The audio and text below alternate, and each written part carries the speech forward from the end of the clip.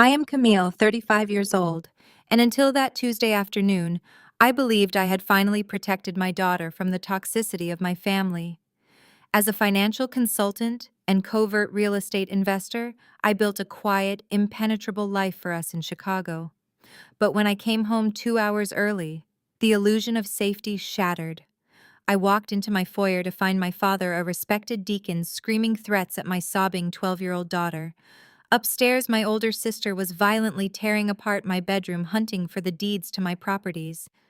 I didn't cry. I didn't beg. I pulled out my phone and dialed 911. What happened when the sirens stopped outside changed my family's power dynamic forever. Before I continue this story, let me know where you are watching from in the comments below. Hit like and subscribe if you have ever had to build a fortress to protect your peace from those who share your blood. The heavy thud of my briefcase hitting the hardwood floor of the foyer was entirely drowned out by the sound of my daughter screaming. It wasn't a child's tantrum. It was a visceral, raw shriek of pure terror. Zuri, my 12-year-old, the center of my entire universe, was sobbing uncontrollably in our own living room. I sprinted past the entryway console, my heels slipping on the polished wood, my heart hammering against my ribs. I rounded the corner into the living room and froze the air, leaving my lungs in a sharp, icy rush. My father, Jerome, the man who spent his Sundays preaching forgiveness and grace from the pulpit of his prominent Southside church, was looming over my daughter. He had her backed against the armrest of the velvet sofa, his large frame blocking her escape. One of his thick, calloused fingers was pointed directly in her tear-streaked face. "I need the combination to the safe, Zuri. Do not make me ask you again. You know where she keeps the code." Jerome's voice was a low, menacing growl, completely devoid of the grandfatherly warmth he performed so well for his congregation.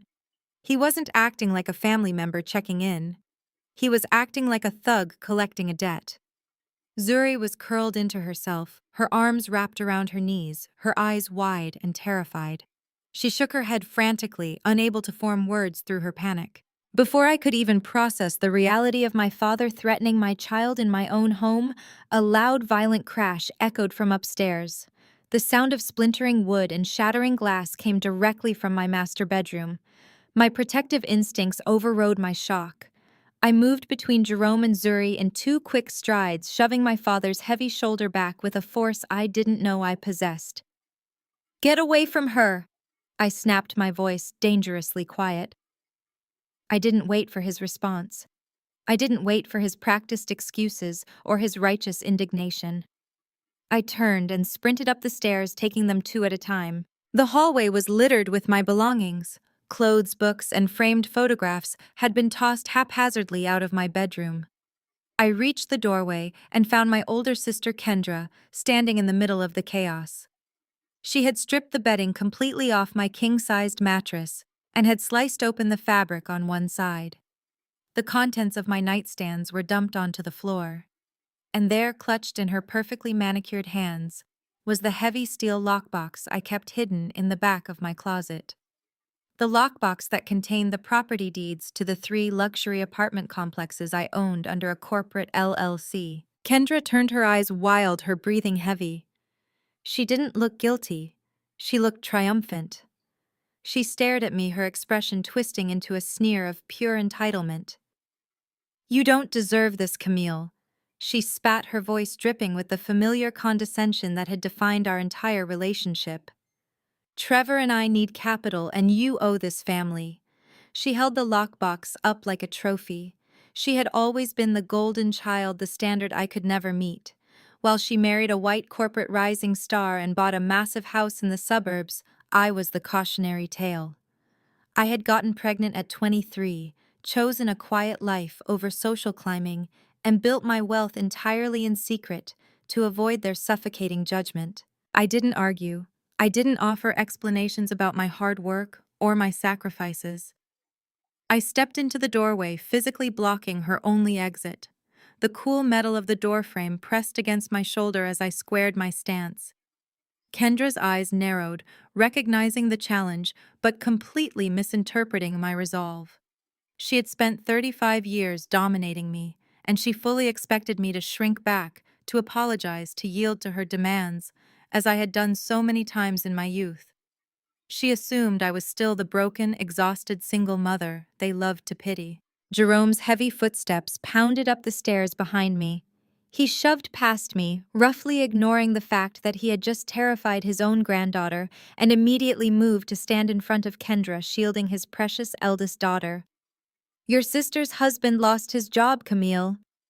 Jerome yelled, his chest puffed out in that aggressive, authoritative stance he used to demand compliance. "You are a single mother. You don't need all these properties. We are taking what is fair since we put up with the shame of your teenage pregnancy." The cruelty of his words hung in the air, a blunt summary of my entire existence in their eyes. They weren't just here to steal, they were here to punish me for having the audacity to succeed without their permission, for building a life that didn't require their charity. They felt entitled to my assets simply because I had the misfortune of being born into their family. Jerome dared me to stop them. He snatched the heavy steel lockbox from Kendra's hands, his grip tight, and marched purposefully toward the stairs, fully expecting me to step aside. Kendra followed closely, a smug, satisfied smirk playing across her lips. I didn't raise my voice. I didn't waste my breath trying to reason with people who viewed my success as an insult. I simply reached into my pocket, pulled out my phone, dialed 911, and put it on speaker. The dispatcher's voice, calm and professional, filled the hallway. 911. What is your emergency? I maintained eye contact with my father as I spoke clearly into the phone. Yes, I need officers at my residence immediately. There are 2 intruders in my home, and they have threatened my child. Jerome and Kendra froze, the color rapidly draining from their faces. The reality of the situation suddenly penetrated their arrogance, but the hesitation only lasted a second. Jerome, ever the master manipulator, quickly recovered his composure. He straightened his tailored jacket, adjusted his cuffs, and let out a short, dismissive laugh. "Go ahead," he mocked, his voice dripping with arrogance. "Let the cops in. Let's see exactly who they believe. A respected community deacon and his successful daughter, or the family disappointment with a chip on her shoulder?" The wail of approaching police sirens began to bleed into the quiet suburban neighborhood, growing louder until they stopped abruptly right outside my front door. I stand perfectly still, feeling the cool metal of the doorframe bite into my shoulder. The heat of my father's anger radiates toward me, a familiar, suffocating pressure. He stands there, chest out, jaw set, a man convinced of his own divine right to take whatever he pleases under the guise of family duty. Behind him, Kendra clutches a fistful of my silk scarves, her eyes darting nervously between me and the stairs. She's always been quick to grab what she wants, but cowardly when caught in the act. Jerome points that thick finger at me again, the same finger he uses to thump the pulpit on Sundays. "You owe this family, Camille," he barks, his voice carrying the practiced cadence of a sermon. "We raised you. We put a roof over your head when you embarrassed us with that child downstairs. You think you can just hide this wealth while your sister struggles." The hypocrisy is almost laughable. My teenage pregnancy, Zuri, was the best thing that ever happened to me. It forced me to wake up, to hustle, to build an empire from nothing, while they paraded Kendra around as the perfect, untarnished daughter. They paid for her private university, her lavish wedding to Trevor, and the down payment on her sprawling suburban home. I got a cheap set of baby clothes and an eviction notice on my 18th birthday. Struggles. I repeat, my voice low, cutting through his tirade. Kendra's husband drives a Tesla, and she just bought a summer house in Lake Geneva. This isn't about struggling dad. This is about greed. Trevor's startup is going under, Jerome bellows, stepping closer, attempting to use his physical presence to intimidate me. He needs capital to stay afloat, and you're sitting on millions in real estate. You're a single mother, Camille. You have no husband, no legacy. What do you need 3 apartment complexes for? The dismissal of my entire life's work is staggering. To him, my success is illegitimate because I built it without a man, without his approval, without following their rigid, suffocating script. I am just a resource to be plundered for the benefit of the golden child and her white corporate savior. Kendra, emboldened by our father's aggression, steps out from behind him. "You've always been selfish, Camille. she sneers, dropping the scarves and eyeing the lockbox Jerome now holds. We're family. Family helps family. We're taking these deeds. Trevor's lawyers will handle the transfer. Consider it repayment for the embarrassment you caused us. She reaches out, placing a manicured hand on the lockbox. The sheer audacity of her entitlement makes my blood run cold. She truly believes that taking my property is her birthright. She believes that because she followed the rules, married the right guy, got the right degree, maintained the perfect image, she is entitled to everything I have built through sleepless nights and relentless grit. You can't transfer ownership without my signature, I say calmly, watching her fingers tighten on the metal box. Jerome lets out a short, dismissive laugh. We'll worry about the paperwork later. You'll sign it eventually. You always cave when things get difficult. He turns, clutching the lockbox tightly, and marches toward the stairs. He expects me to move. He expects me to shrink back, apologize, and let him walk out of my house with my life's work in his hands. He dares me to stop him. He dares me to challenge his authority, to finally fight back against the decades of belittlement and control. The air in the hallway crackles with tension as he takes a step forward, his eyes locked on mine, waiting for me to break. Heavy fists pound against the thick oak of my front door. The sound vibrates through the floorboards, cutting through the heavy tension in the hallway. I do not break eye contact with Jerome. He still clutches the lockbox, but his confident smirk falters for a fraction of a second. I pivot smoothly, rushing down the stairs to the foyer, my heart hammering a relentless rhythm against my ribs. Zuri is still curled on the sofa, her small body shaking with silent sobs. I pause just long enough to kiss the top of her head and whisper a promise that everything is going to be all right. I pull the front door open. 2 police officers stand on my porch, hands resting cautiously on their utility belts, their eyes scanning the interior of my home. Before I can even open my mouth to explain the situation, a sleek silver BMW pulls aggressively into my driveway, tires screeching against the pavement. The driver's side door flies open and Trevor steps out. Kendra's husband is the picture of suburban corporate success, dressed in a perfectly tailored navy suit, his hair impeccably styled. He rushes up the walkway with an expression of deep manufactured concern, smoothly inserting himself between me and the officers. Officers, thank goodness you are here, Trevor says, his voice projecting a calm, authoritative warmth. He extends a hand to the lead officer, a firm, familiar handshake that instantly establishes an unspoken camaraderie. I am Trevor Blackwood. That is my father-in-law inside Deacon Jerome. We had to rush over here because we received a distressing call about my sister-in-law. Jerome descends the stairs with practiced grace, descending like a benevolent patriarch rather than a man who just terrorized a 12-year-old child. His aggressive posture has completely vanished. He lowers his head, his hands held up in a peaceful, placating gesture.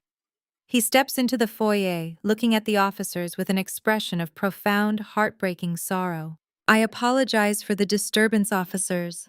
Jerome says, his voice rich and soothing, vibrating with the practiced empathy he uses to comfort grieving parishioners. My daughter Camille is going through a severe mental health crisis. We came to check on my granddaughter Zuri, because Camille has been acting erratically, making paranoid claims and locking herself away. We were trying to secure some sensitive family documents she took from my home when she suddenly snapped and called you. I stand frozen in my own foyer, watching a masterclass in manipulation unfold right in front of my eyes. Trevor pats the younger officer on the shoulder, offering a knowing, sympathetic sigh. It has been a tragic situation for our family, Trevor adds, lowering his voice, as if sharing a private burden between reasonable men. She has been struggling financially and emotionally.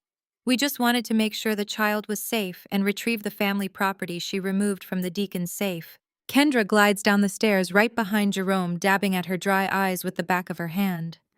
She looks exactly like the worried, exhausted older sister, playing the role with sickening perfection. She points a trembling finger at me. She just started screaming at us. Kendra whimpers. We only wanted to help her. The transformation is so complete, so flawlessly executed, that it takes my breath away. They are weaponizing every social dynamic available to them. Trevor uses his corporate privilege and calm demeanor to immediately disarm the police, framing the situation as a private family tragedy rather than a home invasion. Jerome leverages his religious title and community standing to paint himself as the long-suffering patriarch trying to save his troubled daughter. And Kendra plays the distressed sibling, reinforcing the narrative that I am the unpredictable, dangerous element in the room. The officers' postures shift visibly. The initial tension in their shoulders relaxes, their hands moving away from their belts. They look at Trevor's expensive suit, then at Jerome's distinguished, sorrowful face, and finally they turn to look at me. I am standing in my own foyer wearing practical work clothes, my hair slightly disheveled from rushing home, my chest heaving with adrenaline. I look exactly like the erratic, stressed single mother they have just described. Ma'am, the lead officer says, his tone shifting from authoritative to patronizingly cautious. Step away from the door, please. We need to clear the area and figure out exactly what is going on here. I take a slow, deep breath, forcing my heart rate to steady. I know exactly what is happening. If I raise my voice, if I cry, if I show an ounce of the searing anger burning through my veins, I will instantly confirm their fabricated story. I will become the hysterical woman having a breakdown in front of the calm, reasonable businessman and the respected community deacon. I refuse to give them that satisfaction. Officers, I say, my voice dead calm, my diction precise. I am the sole owner of this property. The man standing there with the steel lockbox broke into my bedroom and threatened my daughter.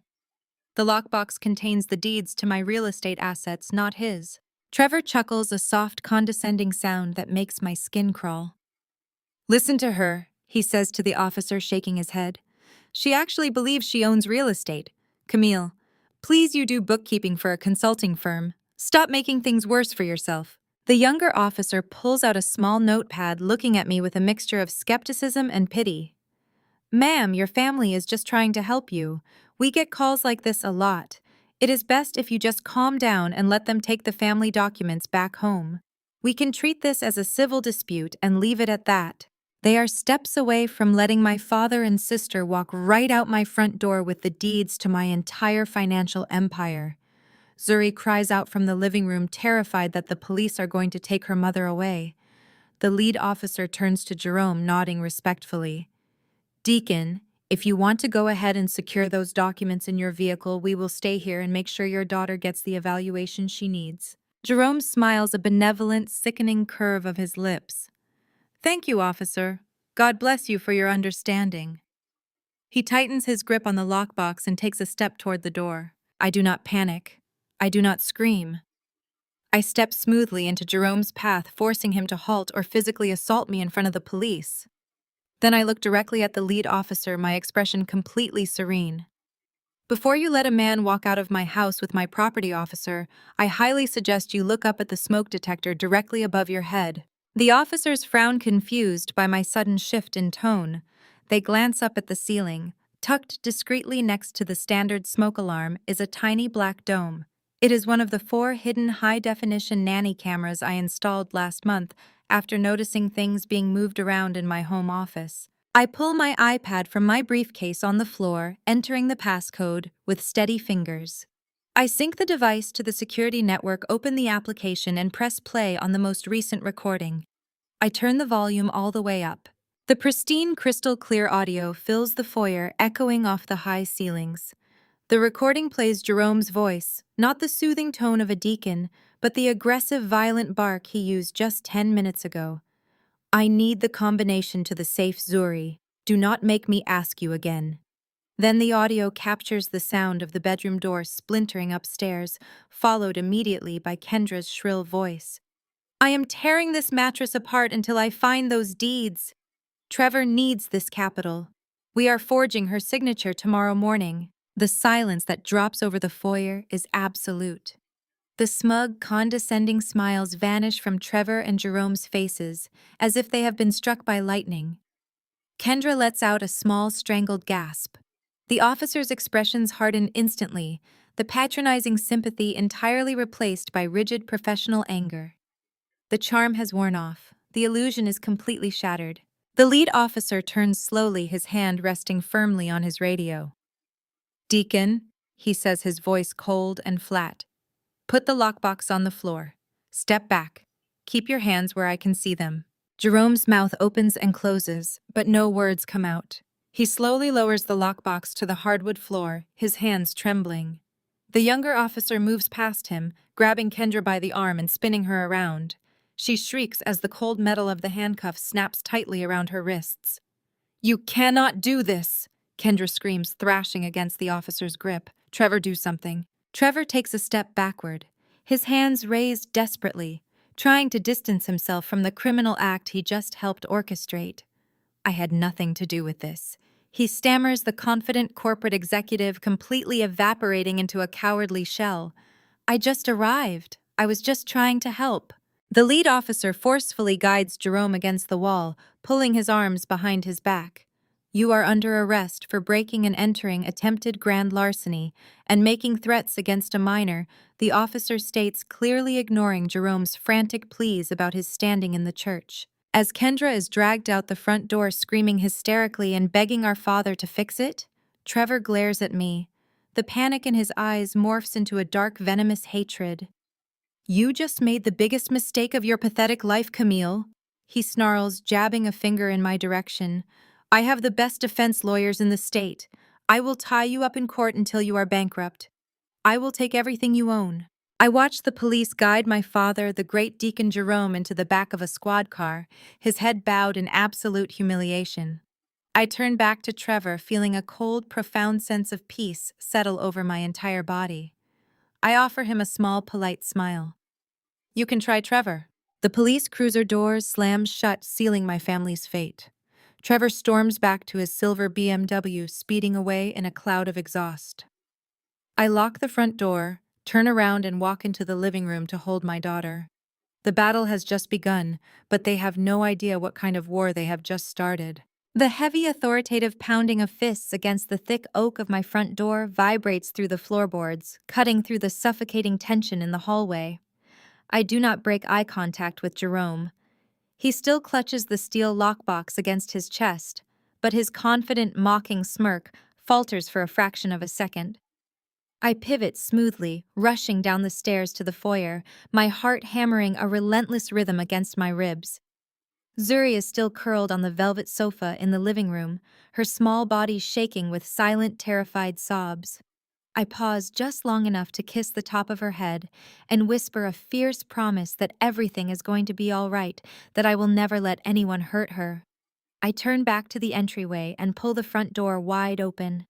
2 police officers stand on my porch, their hands resting cautiously on their utility belts, their eyes darting past me to scan the interior of my home. Before I can even open my mouth to explain the home invasion, Jerome descends the stairs behind me. The transformation is chilling. The aggressive, towering thug who had just cornered my daughter vanishes completely, replaced instantly by a benevolent, heartbroken patriarch. He lowers his head, raising his large, empty hand in a peaceful, placating gesture, while tucking the heavy lockbox discreetly against his side like a cherished family Bible. He steps into the foyer, looking at the officers with an expression of profound, exhausting sorrow that he has perfected over decades of preaching. "Officers, I apologize for the disturbance," Jerome says. His voice is rich and soothing, vibrating with the practiced empathy he uses to comfort grieving parishioners on Sunday mornings. "I am Deacon Jerome Williams. My daughter Camille is going through a severe mental health crisis. We had to rush over here because she has been acting erratically, making paranoid claims, and locking herself away." As the officers step inside, scanning the room and taking in Jerome's composed demeanor, the squeal of tires echoes in my driveway. A sleek silver BMW violently parks directly behind the police cruisers. Trevor steps out, the picture of suburban corporate success. He is dressed in a perfectly tailored navy suit, his hair impeccably styled despite the supposed emergency. He rushes up the brick walkway with an expression of deep manufactured concern, smoothly inserting himself into my foyer as if he owns the property. He does not even glance at me. He extends a hand to the lead officer, delivering a firm, familiar handshake that instantly establishes an unspoken camaraderie between them. "I am Trevor Blackwood, Camille's brother-in-law. He states his voice projecting a calm, authoritative warmth that screams of old money and country club memberships. Thank goodness you arrived so quickly, officers. My wife Kendra and her father came to check on my niece Zuri because Camille has been spiraling out of control. She stopped taking our calls weeks ago and started making wild financial accusations against the family. We feared for the child's safety. Kendra glides down the stairs right on cue, dabbing at her perfectly dry eyes with the back of her hand. She looks exactly like the worried, exhausted older sister playing her role with sickening perfection. She points a trembling finger at me, leaning slightly behind Trevor for dramatic effect. She just started screaming at us when we walked in. Kendra whimpers, her voice catching convincingly. We only wanted to make sure Zuri was safe. She is completely out of her mind. I stand frozen in my own entryway, watching a masterclass in manipulation unfold right in front of my eyes. They are weaponizing every social and racial dynamic available to them, weaving a net of lies so tight that the truth is being suffocated out of the room. Trevor effortlessly uses his corporate privilege and polished demeanor to immediately disarm the police, framing the situation as a private family tragedy rather than a violent home invasion. He speaks to the officers man to man, lowering his voice, as if sharing a private burden between reasonable professionals who understand the heavy toll of dealing with an unstable woman. Jerome leverages his religious title and community standing to paint himself as the long-suffering father trying to save his troubled daughter from her own destructive tendencies. "And the lockbox?" the younger officer asks, his eyes dropping to the metal case tucked firmly under Jerome's arm. Jerome shakes his head, offering a long, heavy sigh of resignation that seems to carry the weight of the world. "These are family property deeds, officer. My properties. Camille took them from my home safe last week during one of her episodes. She has convinced herself that the family is trying to ruin her, and she became obsessed with hoarding my real estate documents. We only came to retrieve them and get her some psychiatric help. She is a single mother struggling to keep a roof over her head, and the pressure has finally broken her." "It has been a tragic situation for our family," Trevor adds, placing a comforting hand on the officer's shoulder, a gesture of solidarity that makes my blood run cold. "She has been struggling to keep a grip on reality for months. We just want to get her the medical evaluation she desperately needs before she hurts herself or the child. We certainly do not want to press charges against her. We just need to take the family documents back to the deacon's house where they belong and make sure she gets the mental health support she requires." The transformation in the officers is subtle but unmistakable. The initial tension in their shoulders relaxes. The atmosphere in the foyer shifts from an active crime scene to a domestic welfare check. They look at Trevor's expensive suit, taking in the visual cues of a man who commands boardrooms. They look at Jerome's distinguished, sorrowful face, seeing a pillar of the community forced to deal with a wayward child. They absorb the markers of wealth, authority, and respectability that my family projects so effortlessly. And then finally they turn to look at me. I am standing in my own foyer wearing practical work clothes, my chest heaving with adrenaline, fiercely guarding the entrance to the living room where my daughter hides. I look exactly like the erratic, stressed, defensive single mother they have just described in their masterful web of lies. The lead officer's posture shifts entirely. The patronizing caution replaces the objective authority of a public servant. He steps toward me, closing the distance, his hand moving to rest heavily on his utility belt. He is no longer looking at me as a homeowner who dialed 911 for help. He is looking at me as the suspect in my own home. The lead officer steps into my personal space, his physical proximity designed to intimidate. His posture radiates a condescending mix of authority and misplaced pity. He gestures for me to step into the adjoining dining room, away from the watchful eyes of my daughter, but Zuri's small hands instantly clamp onto the fabric of my slacks. Her knuckles are stark white, her face buried fiercely in my thigh. I place a protective hand on her shaking back, refusing to yield a single inch of ground in my own foyer. The officer lets out a heavy sigh, a sound meant to communicate his vast patience with a highly irrational woman. He lowers his voice to a gentle, patronizing whisper that makes the bile rise in my throat. He asks if I have a history of paranoia or financial instability.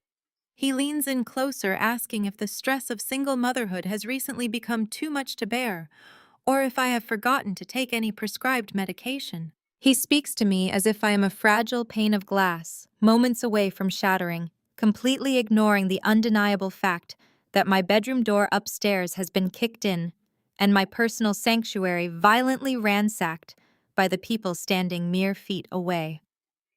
I maintain absolute, unwavering eye contact.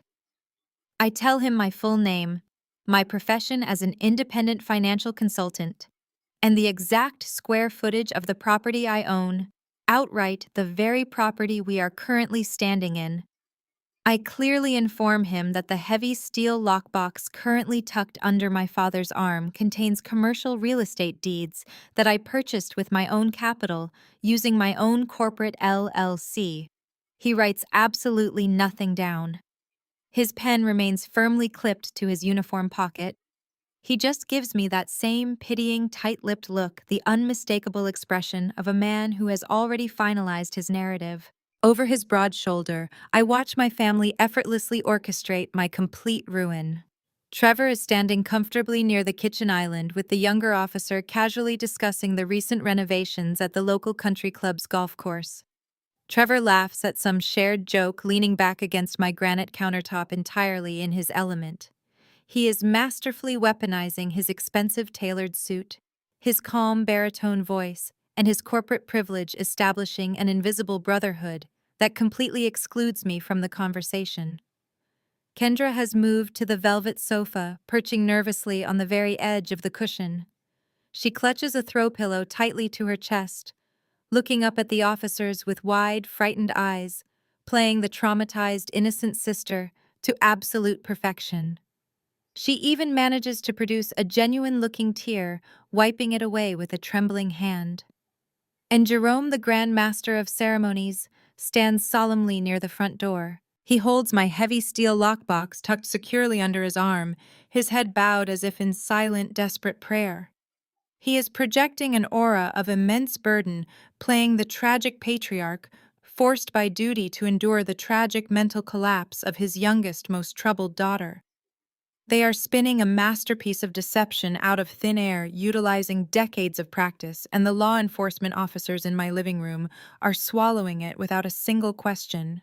They are moments away from treating this brazen home invasion as a simple civil family dispute.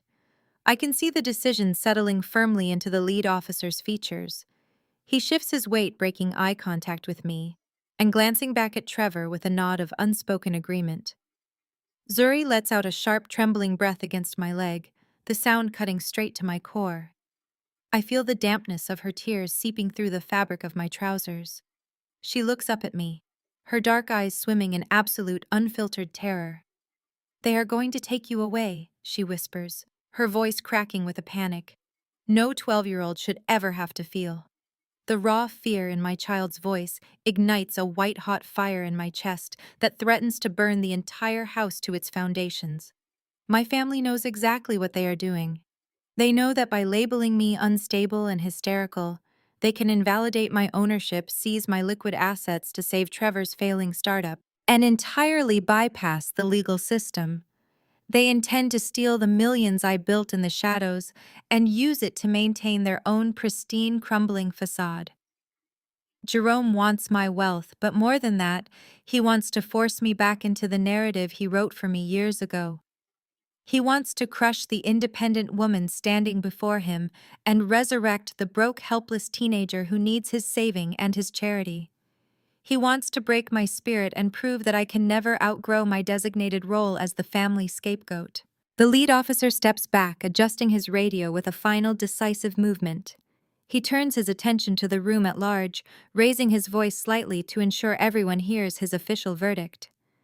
He announces that given the conflicting stories, the lack of visible weapons, and the direct family relationship, the police cannot intervene in what is clearly a civil property dispute. He states in a bored, bureaucratic tone that if I want to contest the ownership of the documents, I will need to take it up in family court during normal business hours. The blood drains from my face, not out of fear, but out of a profound icy rage. I watch the lead officer turn directly to Jerome, offering a polite deferential nod of his head. The officer tells my father he is free to go, advising him to keep the lockbox safe until the family can sort out this unfortunate misunderstanding. Jerome's lips twitch into a fleeting victorious smirk. He looks right at me, his eyes gleaming with the arrogant certainty of a man who has just successfully stolen his daughter's future with the absolute blessing of the law. Trevor straightens his silk tie, walking over to gently guide Kendra toward the door, their mission accomplished, without a single consequence. They are actually going to walk out of my home with my life's work. I do not scream. I do not throw myself at the door in a panic.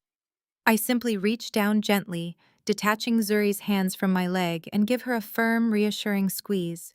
I step forward, placing myself directly between Jerome and the front exit. The lead officer frowns heavily, stepping up to physically move me out of the way.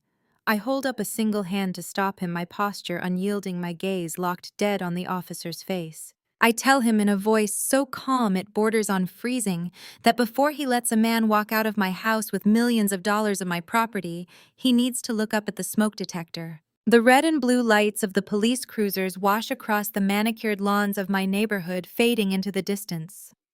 Trevor's BMW is already gone, leaving only the scent of burnt rubber and arrogance in the cool night air.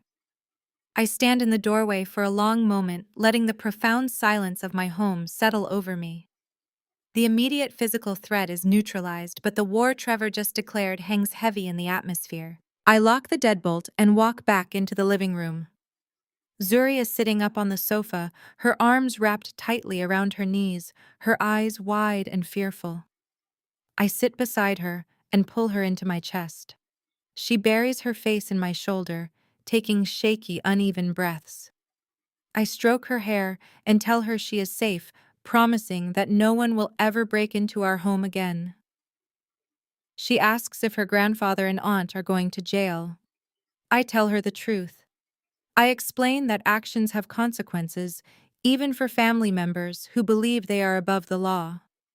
We spend the rest of the night in my bed, the doors locked and the security system fully armed. By 8 o'clock the next morning, Trevor makes good on his threat. The doorbell rings. A man in a beige windbreaker hands me a thick manila envelope and briskly walks away. I open it at the kitchen island while pouring my first cup of coffee.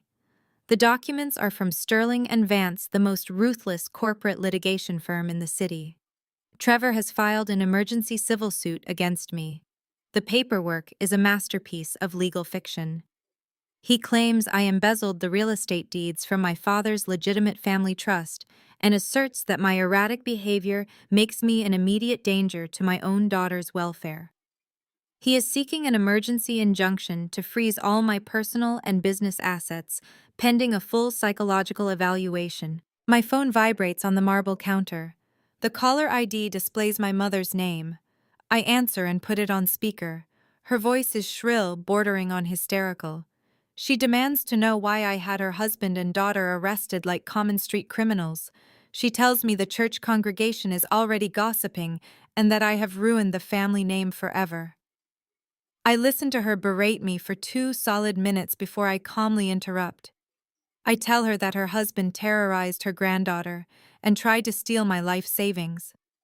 I tell her to direct her profound disappointment at the criminals she bailed out of jail this morning, not the victim who called the police. I end the call and block her number. I do not have time for emotional manipulation today. I have a war to win. Trevor's strategy is painfully obvious. He thinks he can drown me in exorbitant legal fees.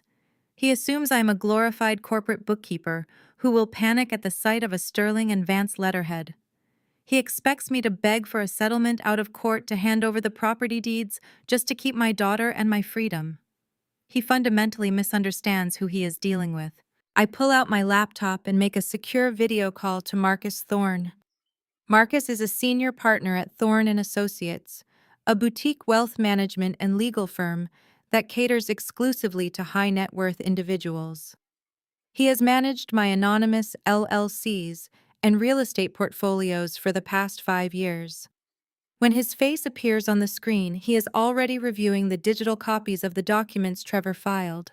Trevor is moving incredibly fast, Marcus says, adjusting his silver wire-rimmed glasses. He filed this emergency injunction at the crack of dawn. He wants to starve you out before you can mount a proper defense. He is operating under the assumption that you cannot afford a formidable retainer. I take a sip of my dark coffee. Let him assume I say, my voice steady. What is the current financial status of Apex Solutions? Apex Solutions is Trevor's tech startup. It is the golden goose my family constantly brags about at Thanksgiving dinners, the supposed source of his immense wealth and inherent superiority over my humble bookkeeping job. But I know the truth. I have known for months. Marcus pulls up a financial spread on his end of the call. Apex is bleeding cash rapidly, Camille. They lost their primary venture capital backing 3 months ago due to severe mismanagement.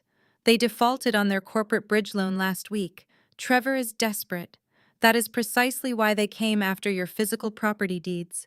He needs liquid assets immediately to prevent a total corporate collapse and avoid bankruptcy. I lean forward, resting my elbows on the cool granite counter. And the bridge loan? Marcus smiles, a sharp, predatory grin that tells me everything I need to know. We acquired the debt portfolio on Tuesday through your primary holding company exactly as you instructed. You officially own the entirety of Apex Solutions' debt, Camille. Trevor is legally bound to you. If he misses the grace period payment this Friday, you have the absolute right to seize his company's remaining assets, liquidate them, and force him out as CEO. Trevor is spending thousands of dollars on aggressive lawyers to freeze my assets, completely unaware that I hold the absolute power to destroy his entire livelihood with a single signature. He thinks he is the apex predator in this scenario, hunting a weak, isolated single mother who got lucky with a few investments. He has no idea he has just walked directly into a financial trap I set weeks ago. We need to handle this injunction hearing first, Marcus advises, his tone shifting back to strict professionalism. The hearing is scheduled for tomorrow afternoon. Trevor's lawyers will attempt to paint you as a paranoid, unstable woman who manipulated her elderly, respectable father. They will use your intentional estrangement from the family as proof of your mental decline. I nod, sliding the manila envelope into the recycling bin. Let them try. Prepare the legal documentation regarding the Apex debt acquisition. Bring the certified notarized copies of my property deeds and the complete financial history of my LLCs to prove legitimate independent ownership. We are not just going to defend against this ridiculous injunction, Marcus. We are going to countersue for legal harassment, and we are going to present the debt default notice directly to Trevor on the public record. Marcus nods, his eyes gleaming with professional anticipation. It will be my genuine pleasure, Camille. I will see you at the county courthouse tomorrow at 1 o'clock sharp. I end the call and look out the kitchen window. The morning sun casts long, sharp shadows across my backyard. My father and sister are currently facing felony charges.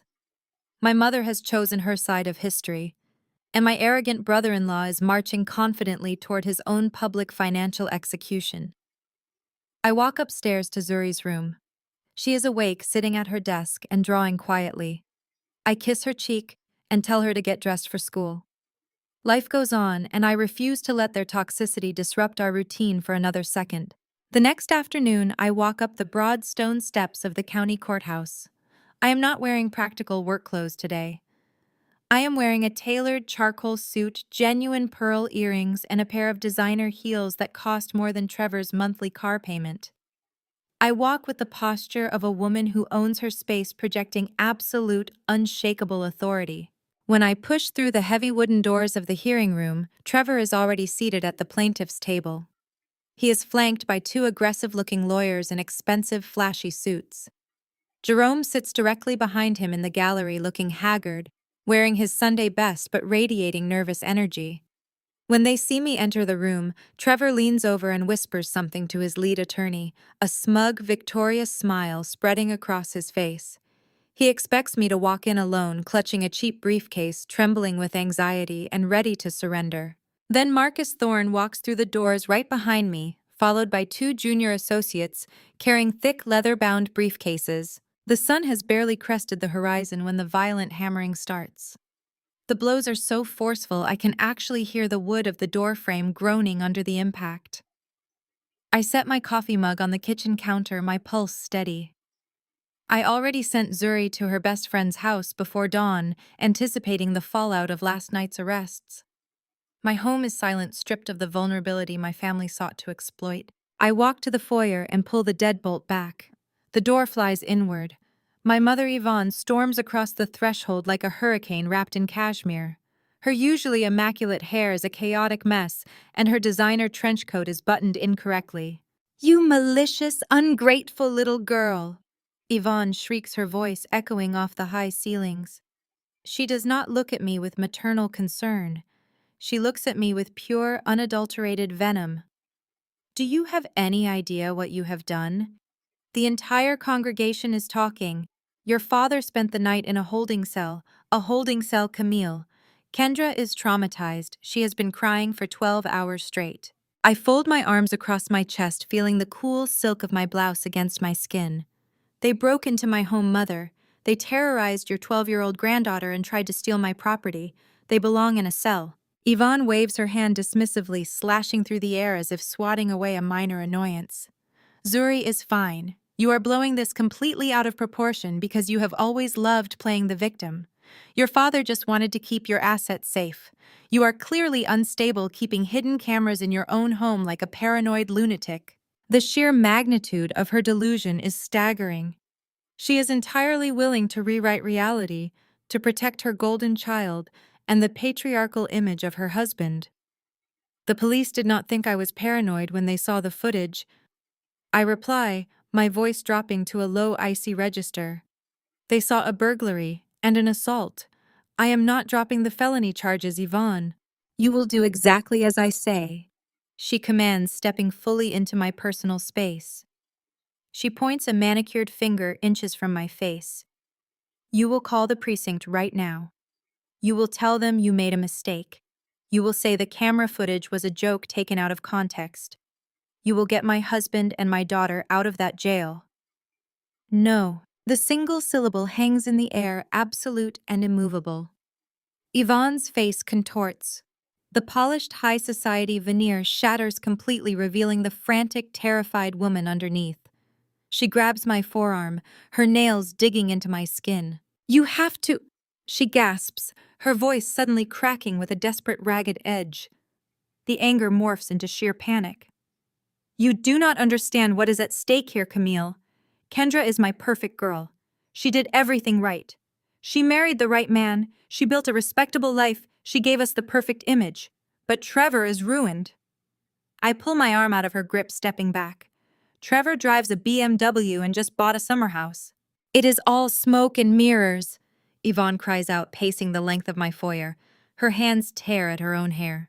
"His tech startup is completely bankrupt. He lost everything months ago, and he did not just take money from the bank, Camille. He went to private lenders, dangerous people who do not care about corporate bankruptcy protections or the law." I watch her unravel, piecing together the true motive behind last night's invasion.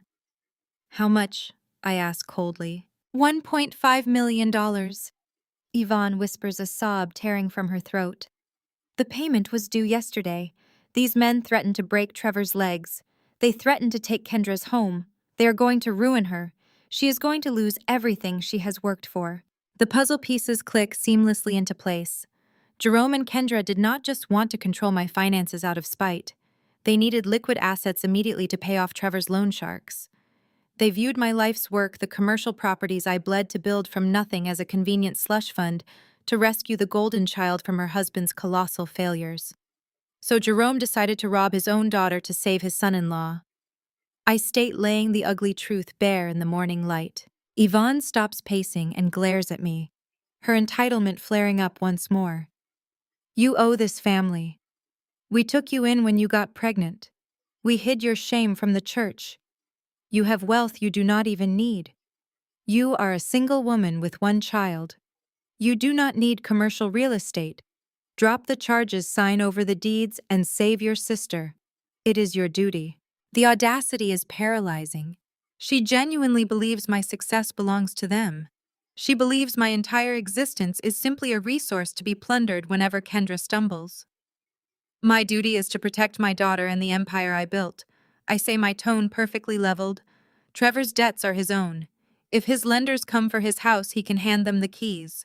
Yvonne's face flushes a dangerous shade of crimson. If you do not call the police right now and fix this, I will destroy you, she snarls. I will make sure every aunt, uncle, and cousin we have knows. You sent your own blood to prison, out of pure, bitter jealousy. You will be completely disowned. I will ruin your reputation in this city, until no one will do business with you. You will be dead to this family. I look at the woman who gave birth to me. I look at the enabler who watched her husband belittle me for decades, who actively participated in my emotional destruction, and who is now demanding I sacrifice my entire livelihood for the people who tried to steal from me. I do not feel the familiar childhood sting of her rejection. I do not feel fear, I feel an absolute chilling clarity. I stopped needing this family the day I moved out. I tell her, stepping toward the front door and pulling it wide open. Get out of my house! Yvonne stares at me, her chest heaving, realizing that her ultimate weapon, the threat of family exile, has completely failed. She marches out onto the porch, turning back with venom in her eyes. You will regret this, Camille. I shut the heavy oak door right in her face, locking the deadbolt with a resounding click. I lean against the wood, a slow, dangerous smile spreading across my face. My mother just handed me the missing piece of the puzzle. They are not just greedy. They are desperate. And desperate people make fatal mistakes. The next morning, my mother, Yvonne, pounds on my front door until the wood splinters. She storms in, screaming about how I ruined the family's reputation and humiliated them in front of the neighborhood. Through her screaming, the real motive slips out. Kendra has always been her perfect girl, but Trevor's supposed tech startup is completely bankrupt. They owe $1.5 million to dangerous private lenders. She demands I drop the felony charges immediately, or she will ensure I am disowned by the entire extended family. I realize they aren't just greedy, they are desperate, and desperate people make fatal mistakes. Less than 2 hours after my mother storms off my porch, my phone vibrates with an email notification. The sender is Trevor. The subject line is demanding, devoid of any pleasantries, ordering me to meet him at an upscale coffee shop in the financial district at noon. He states that it is my final opportunity to resolve this unfortunate family misunderstanding before he unleashes his legal team. I do not reply immediately. I let him sweat for a full 45 minutes before sending a single-word response confirming my attendance. The coffee shop is a stark monument to corporate excess, all polished concrete chrome fixtures and floor-to-ceiling windows overlooking the bustling downtown streets. It is exactly the kind of environment where Trevor feels most powerful, surrounded by executives in tailored suits and the hum of high-stakes commerce. I arrive exactly 5 minutes late. I wear a tailored emerald green sheath dress and carry a structured designer tote bag. I walk with the measured, deliberate pace of a woman who owns the room. I spot them in a secluded corner booth. Trevor is not alone. He is flanked by a man who radiates predatory legal aggression, wearing a sharp pinstripe suit and a condescending smirk. As I approach the table, I study my brother-in-law. Despite the expensive watch gleaming on his wrist and the crisp lines of his custom shirt, the cracks in Trevor's facade are glaringly obvious. His eyes are bloodshot. His knee bounces with a frantic, nervous energy under the table. The $1.5 million debt to private violent lenders is a heavy ghost sitting right beside him, but he is desperately trying to project the aura of an untouchable CEO. Neither man stands when I arrive. I slide into the chair across from them, maintaining absolute unwavering eye contact with Trevor. I do not order a drink. I do not offer a greeting. I simply fold my hands on the pristine marble tabletop and wait. Trevor clears his throat, attempting to summon his usual booming baritone. He introduces the man next to him as his lead corporate litigator, a senior partner at a firm notorious for burying opponents in endless bankrupting paperwork. The lawyer offers a tight, patronizing nod, but I keep my focus entirely on Trevor. Without wasting another breath, Trevor slides a thick, stapled legal document across the table. It stops inches from my hands. He leans forward, resting his forearms on the table, trying to invade my physical space. He tells me that this is a comprehensive settlement agreement. He outlines his demands with a breathtaking level of audacity. First, I must immediately contact the district attorney and drop all felony burglary and attempted grand larceny charges against my father and Kendra. I must sign a sworn affidavit stating that the entire incident was a chaotic misunderstanding resulting from my own documented emotional instability. Then comes the financial demand, the absolute desperation masking itself as a compromise. Trevor informs me that to compensate his family for the severe emotional distress, public humiliation, and reputational damage I have caused, I am to sign over the deed to the Southside apartment complex. It is a prime piece of commercial real estate I purchased 3 years ago and completely renovated an asset generating a massive amount of passive income. He claims he is doing me a favor by taking it off my hands, suggesting that managing such a property is clearly causing me too much mental strain. If I refuse to sign this extortion masquerading as a settlement, Trevor details exactly how he will destroy my life. He promises to file a massive civil lawsuit for defamation and emotional distress that will drain every cent in my bank accounts. More chillingly, he threatens to fund a grandparent alienation lawsuit on behalf of my parents. He looks me dead in the eye and promises to drag me through family court, using my supposed mental breakdown to force supervised visitation, or worse, to petition for a transfer of primary custody of Zuri to my parents. My blood runs cold at the mention of my daughter. The sheer evil of using a child as a bargaining chip to pay off his loan sharks makes my pulse pound in my ears, but I do not let a single emotion cross my face. I keep my expression locked in a mask of total indifference.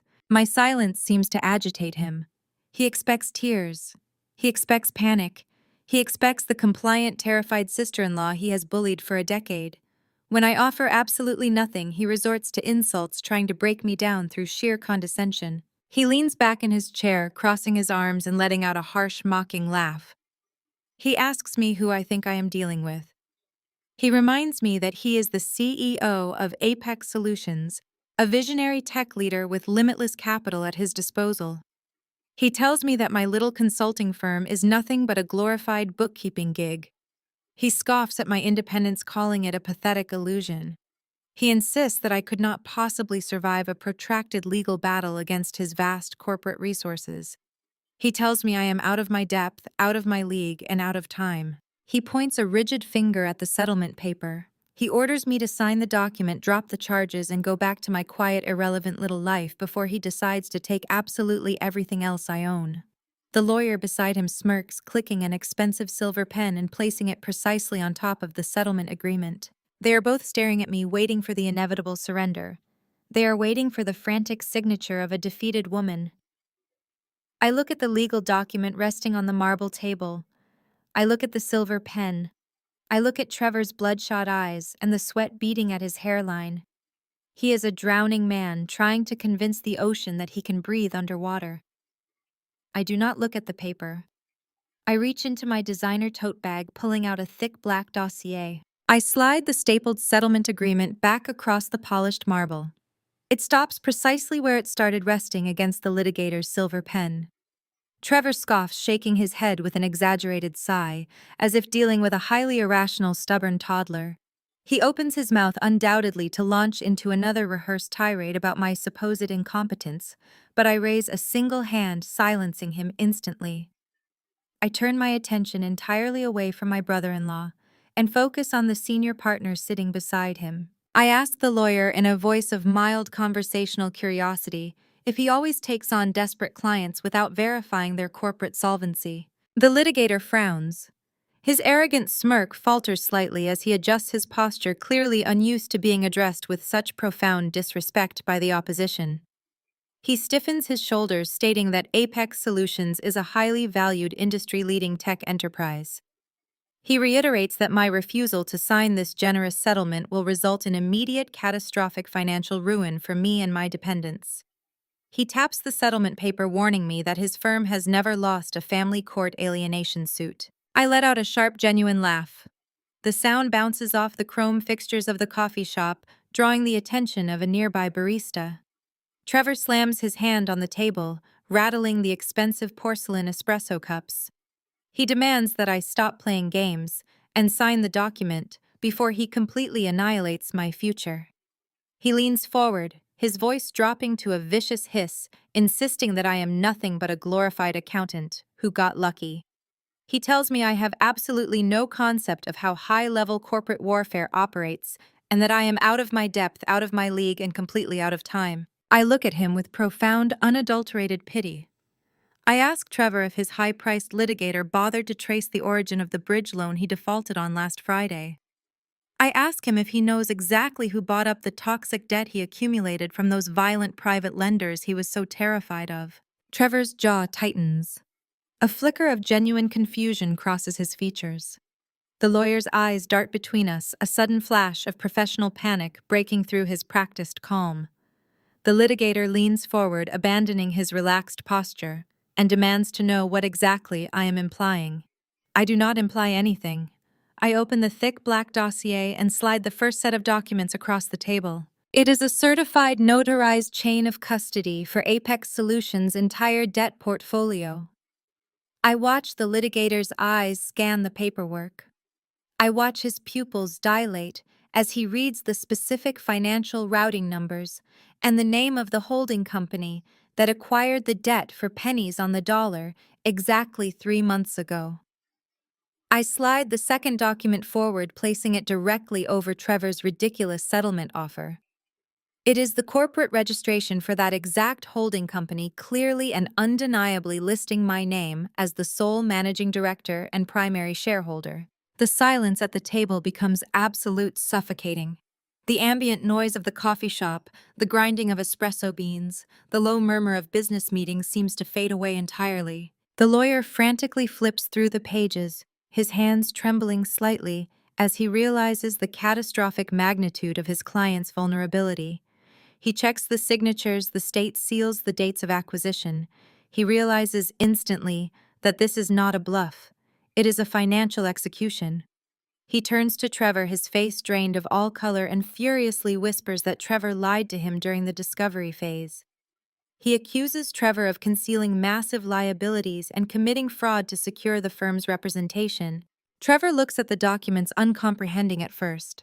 His brain refuses to process the reality sitting in front of him. He cannot fathom that the sister-in-law he has mocked and belittled for a decade has just checkmated him in a game he thought he controlled.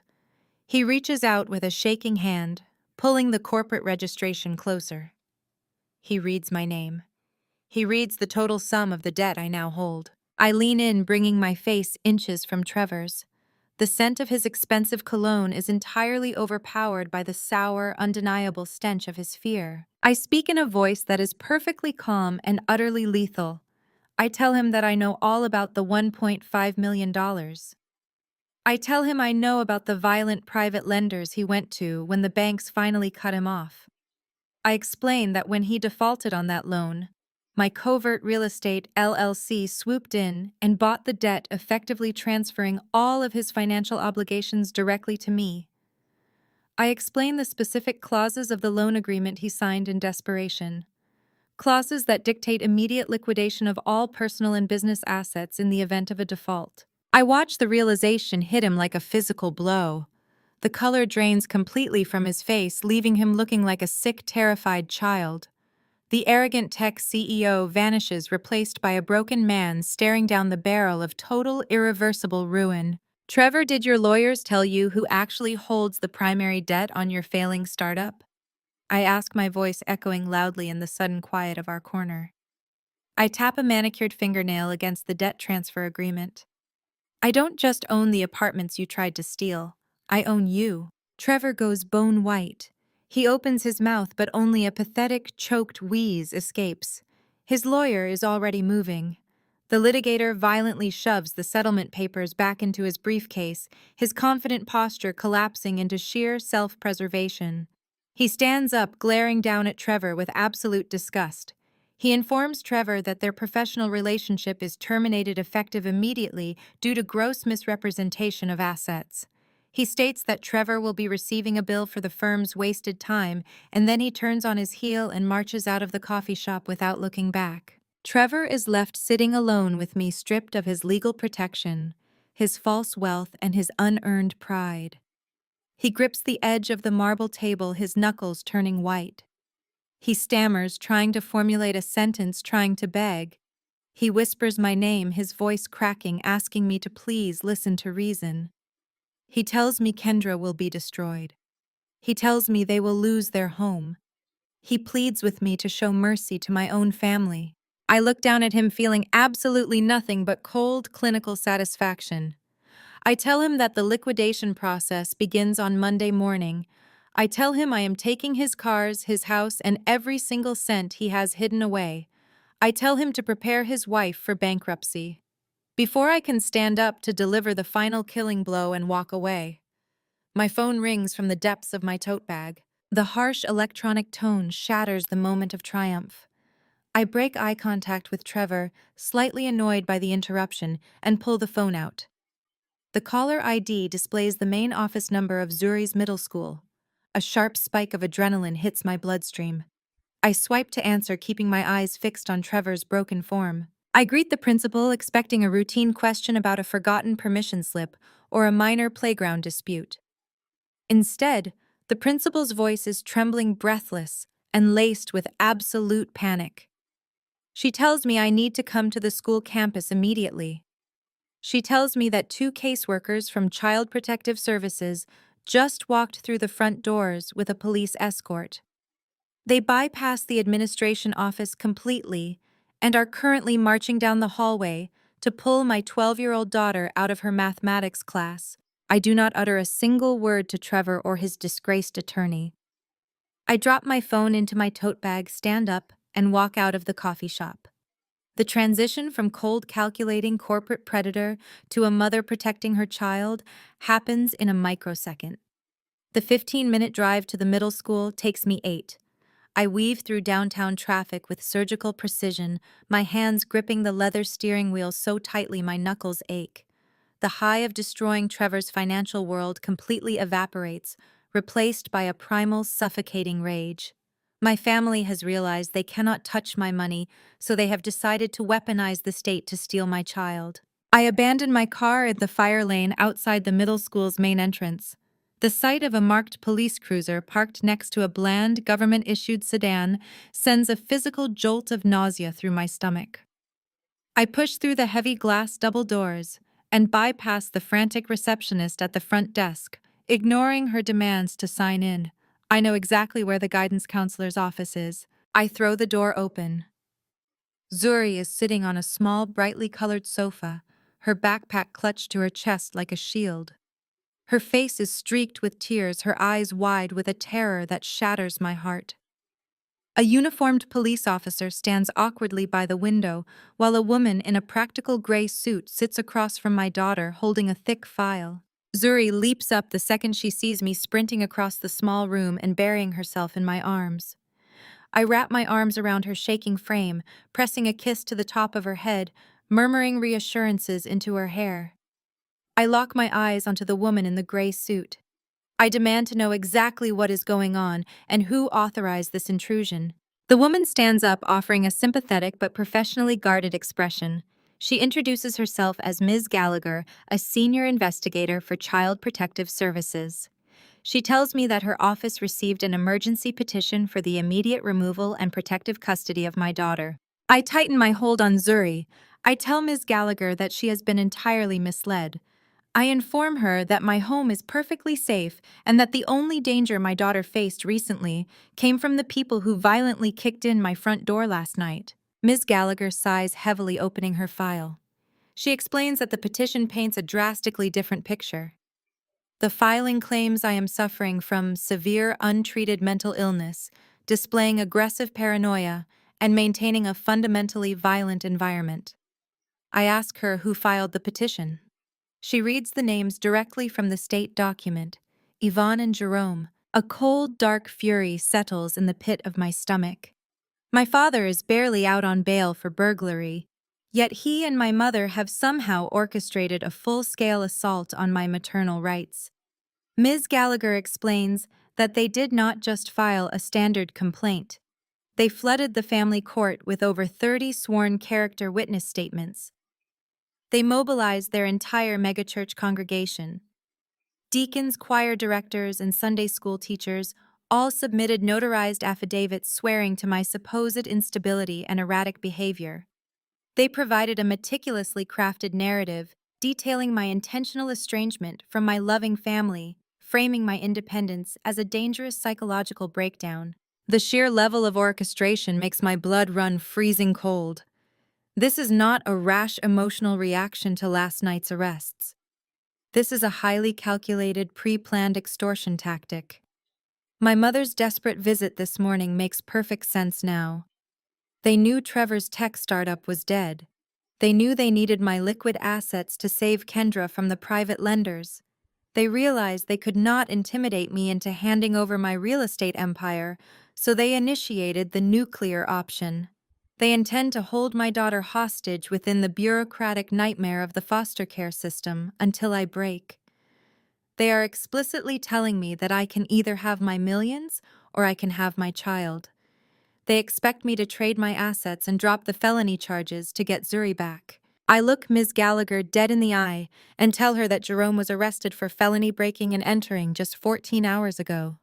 I tell her it is a matter of public record and that granting him any sort of custody is a severe violation of child safety protocols. Ms. Gallagher looks down at her file, visibly uncomfortable.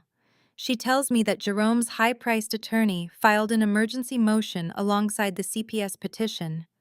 The lawyer framed last night's arrest as a tragic misunderstanding directly caused by my delusional episodes. The attorney argued that Jerome was simply trying to check on his granddaughter's welfare when I completely overreacted and weaponized the police against him. Because the criminal charges have not yet gone to trial, the family court judge chose to weigh the arrest against the dozens of glowing character references from the church. She tells me she understands this is a highly contentious family dispute.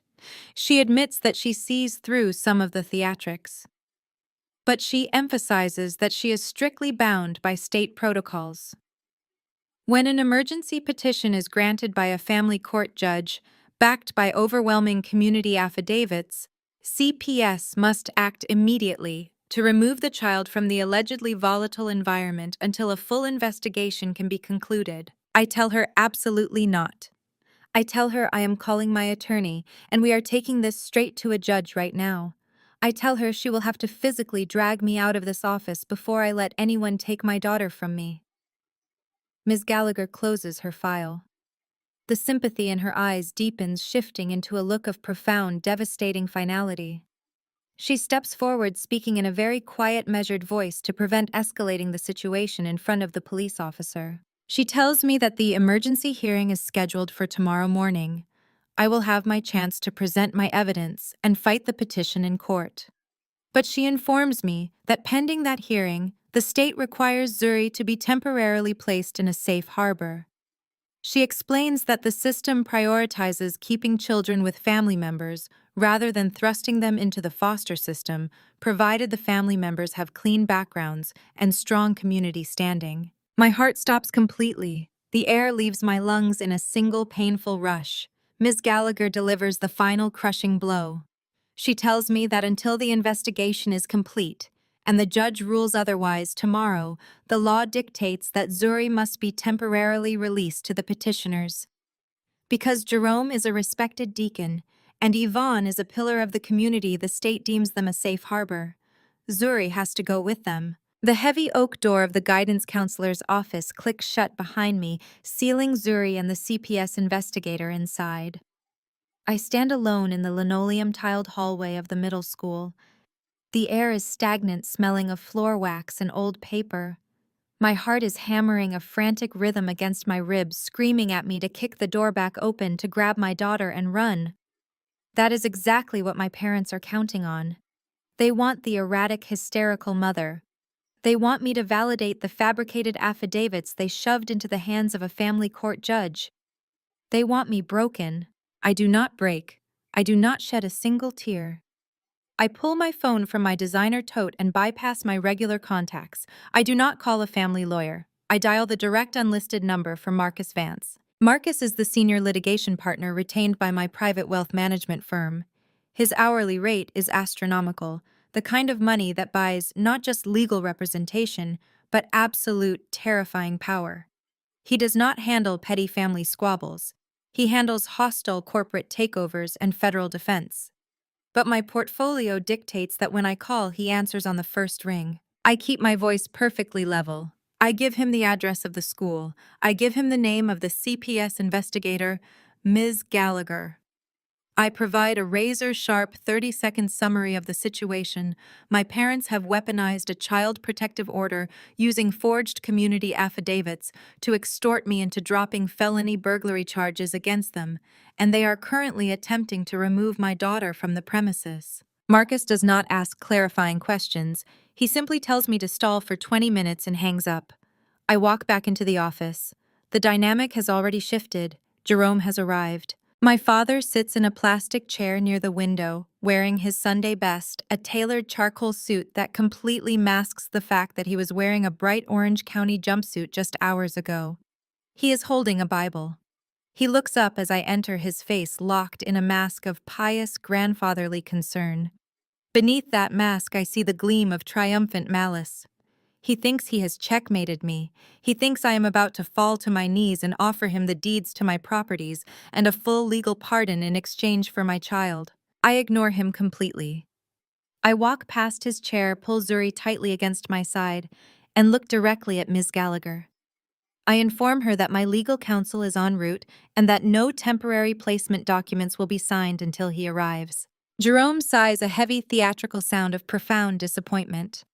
He tells the investigator that this is exactly the kind of combative paranoid behavior he outlined in his petition.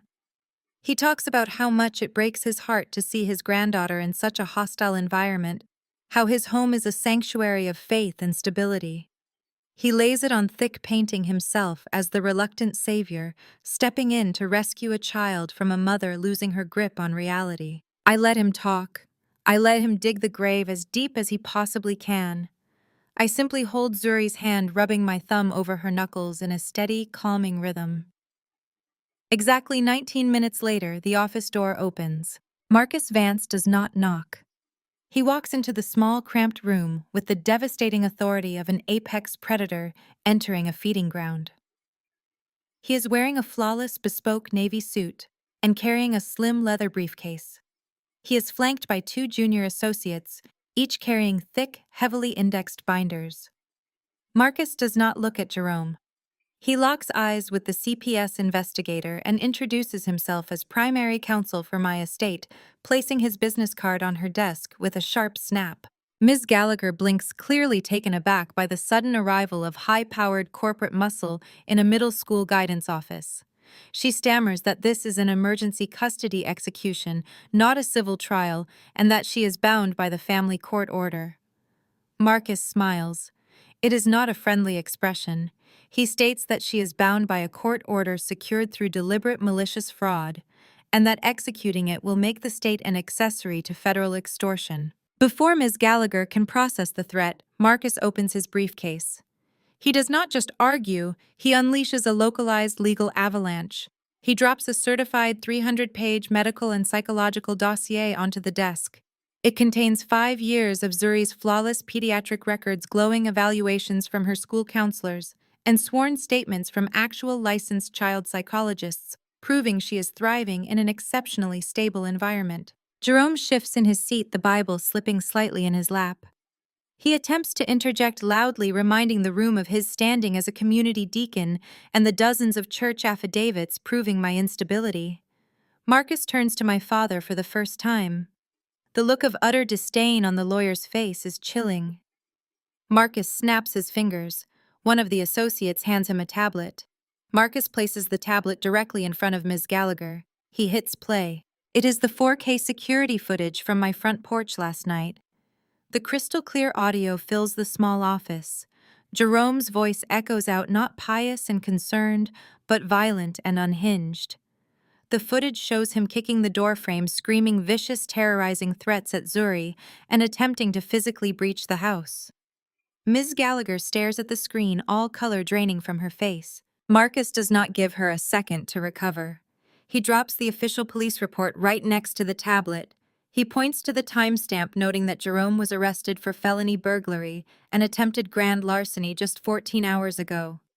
He pulls out the bail conditions, which explicitly mandate that Jerome stay 500 yards away from both me and my daughter. You are currently attempting to place a minor child into the custody of a man actively out on bail for violently attacking her home, Marcus states, his voice dropping to a lethal quiet register. Furthermore, my team has already cross-referenced the so-called character witnesses in your file. Every single signature belongs to an individual financially indebted to Jerome's bankrupt startup. This is not a child protection petition. This is coordinated witness intimidation and extortion. The silence in the room is absolute. The illusion is entirely shattered. Jerome is trembling. The grandfatherly facade has melted away, leaving only a terrified, exposed old man. He looks toward the door, calculating if he can simply walk out, but the police officer stationed by the window has suddenly shifted his posture, his hand resting near his radio, eyeing Jerome with intense suspicion. Miss Gallagher slowly closes her file. The bureaucratic sympathy she previously extended to Jerome is entirely gone, replaced by a cold institutional fury. She realizes she has been used as a weapon in a dirty financial war, and she has nearly handed a child over to a violent felon. She pulls the temporary placement transfer documents off her desk and rips them precisely in half. She looks at me, her tone entirely professional and devoid of all prior skepticism. She states that the emergency order is suspended effectively immediately. She hands Zuri's backpack to me, officially confirming that my daughter is released back into my full custody and that my file will reflect a secure and fit household. Then Miss Gallagher turns her chair to face Jerome. The room temperature seems to drop 10 degrees. She informs him that the agency takes the weaponization of child protective services very seriously. She looks him dead in the eye and tells him that the emergency petition is officially flagged as malicious retaliation. She advises him to call whatever lawyer he has left because she is forwarding the fabricated affidavits to the district attorney. Jerome is now facing immediate criminal charges for filing a false report to the state. I tuck Zuri safely into bed that night, pulling the heavy duvet up to her chin and smoothing the hair back from her forehead. She is exhausted, her breathing deep and even, completely unaware of the absolute war zone our family dynamic has become. I watch her for a long moment, the maternal instinct to protect her warring with a cold, terrifying rage. Defending myself is no longer enough. Waiting for their next strike is no longer an option. I realize with absolute clarity that simply surviving their attacks will never end this cycle. I have to dismantle their entire foundation so thoroughly that they will never have the resources, the credibility, or the courage to look in my direction again. I step out onto my balcony, the crisp night air biting at my skin. The city lights of the skyline twinkle in the distance, a sprawling grid of power and commerce. I pull out my phone, my thumb hovering over the screen. I open a new message to Trevor. I type the words, deliberately swallowing every ounce of my pride to sell the illusion. You win. Let's settle this tomorrow. Bring the whole family to my lawyer's office at noon. My phone lights up immediately with a reply from Trevor. Smart girl. Know your place. I lock the screen, a slow, freezing smile spreading across my face. They think I have broken. They think the threat of losing my daughter was the leverage they needed to shatter my resolve. They are completely, fatally wrong. They have mistaken my strategic retreat for a surrender, and their arrogance has blinded them to the fact that they are walking willingly into a slaughterhouse. I immediately dial Marcus Vance. He answers on the second ring, the ambient noise of a late-night legal war room humming in the background. I tell him that the bait has been taken and the entire family will be arriving at his firm tomorrow at noon. Marcus lets out a low, appreciative chuckle. He confirms that he has already drafted the necessary paperwork, a labyrinth of legally binding documents disguised beneath standard settlement formatting. He informs me that he has also spoken with his contacts at the district attorney's office regarding Jerome's fabricated child endangerment petition. The authorities are standing by, waiting for the final pieces of evidence to drop. We spend the next hour meticulously reviewing the trap. We are not just going to expose Trevor's massive, crippling debt. We are going to ensure that his signature on these documents legally liquidates his remaining assets to cover the $1.5 million he owes me. We are going to strip my parents of their fraudulent moral high ground, and we are going to leave Kendra staring at the absolute destruction of her perfect suburban facade. The next morning, I move with mechanical precision. I make Zuri her favorite breakfast, projecting nothing but warmth and stability. I drive her to a highly secure private arts program across town, ensuring she is entirely unreachable and insulated from the fallout of the afternoon. Once she is safe, I return home to armor myself. I bypass the soft, approachable business casual attire I usually wear for family events. Instead, I select a razor-sharp charcoal gray power suit, a stark white silk blouse, and stilettos. I apply a dark, uncompromising shade of red lipstick. When I look in the mirror, I do not see a daughter or a sister. I see a corporate executioner. I arrive at Marcus's firm at 11:30. The offices occupy the top 3 floors of a high-rise downtown, a fortress of glass steel and intimidating wealth. Marcus meets me in the reception area and escorts me to Boardroom A, a massive space dominated by a polished mahogany table and panoramic views of the city. He gestures to the discreet state-of-the-art recording equipment embedded in the ceiling and walls, confirming that every word spoken in this room will be captured in high-definition audio and video. I take a seat near the middle of the table, deliberately leaving the head chair empty. It is a psychological play offering Trevor the illusion of authority. I fold my hands, lower my chin slightly, and practice the exhausted, defeated posture of a woman who has finally given up the fight. At precisely noon, the heavy oak doors of the boardroom swing open. Trevor leads the procession, his chest puffed out, radiating the smug, obnoxious energy of a conquering king. He is wearing a tailored suit, a vibrant silk tie, and a fresh haircut. Kendra follows closely behind him, her chin tilted upward, clutching a designer handbag that I now know was purchased with misappropriated funds. My parents, Jerome and Yvonne, bring up the rear. Jerome wears his Sunday suit, attempting to project the pious dignity of a church deacon, conveniently ignoring the fact that he is facing a litany of criminal charges. Yvonne looks around the opulent boardroom with thinly veiled greed, clearly calculating how much of this wealth she is about to absorb. None of them look at me with an ounce of sympathy. There is no relief that a family rift is ending. There is only raw, unadulterated, predatory anticipation. Trevor marches directly to the head of the table and drops into the plush leather chair, spreading his arms wide. He lets out a loud theatrical sigh, looking down at me with absolute contempt.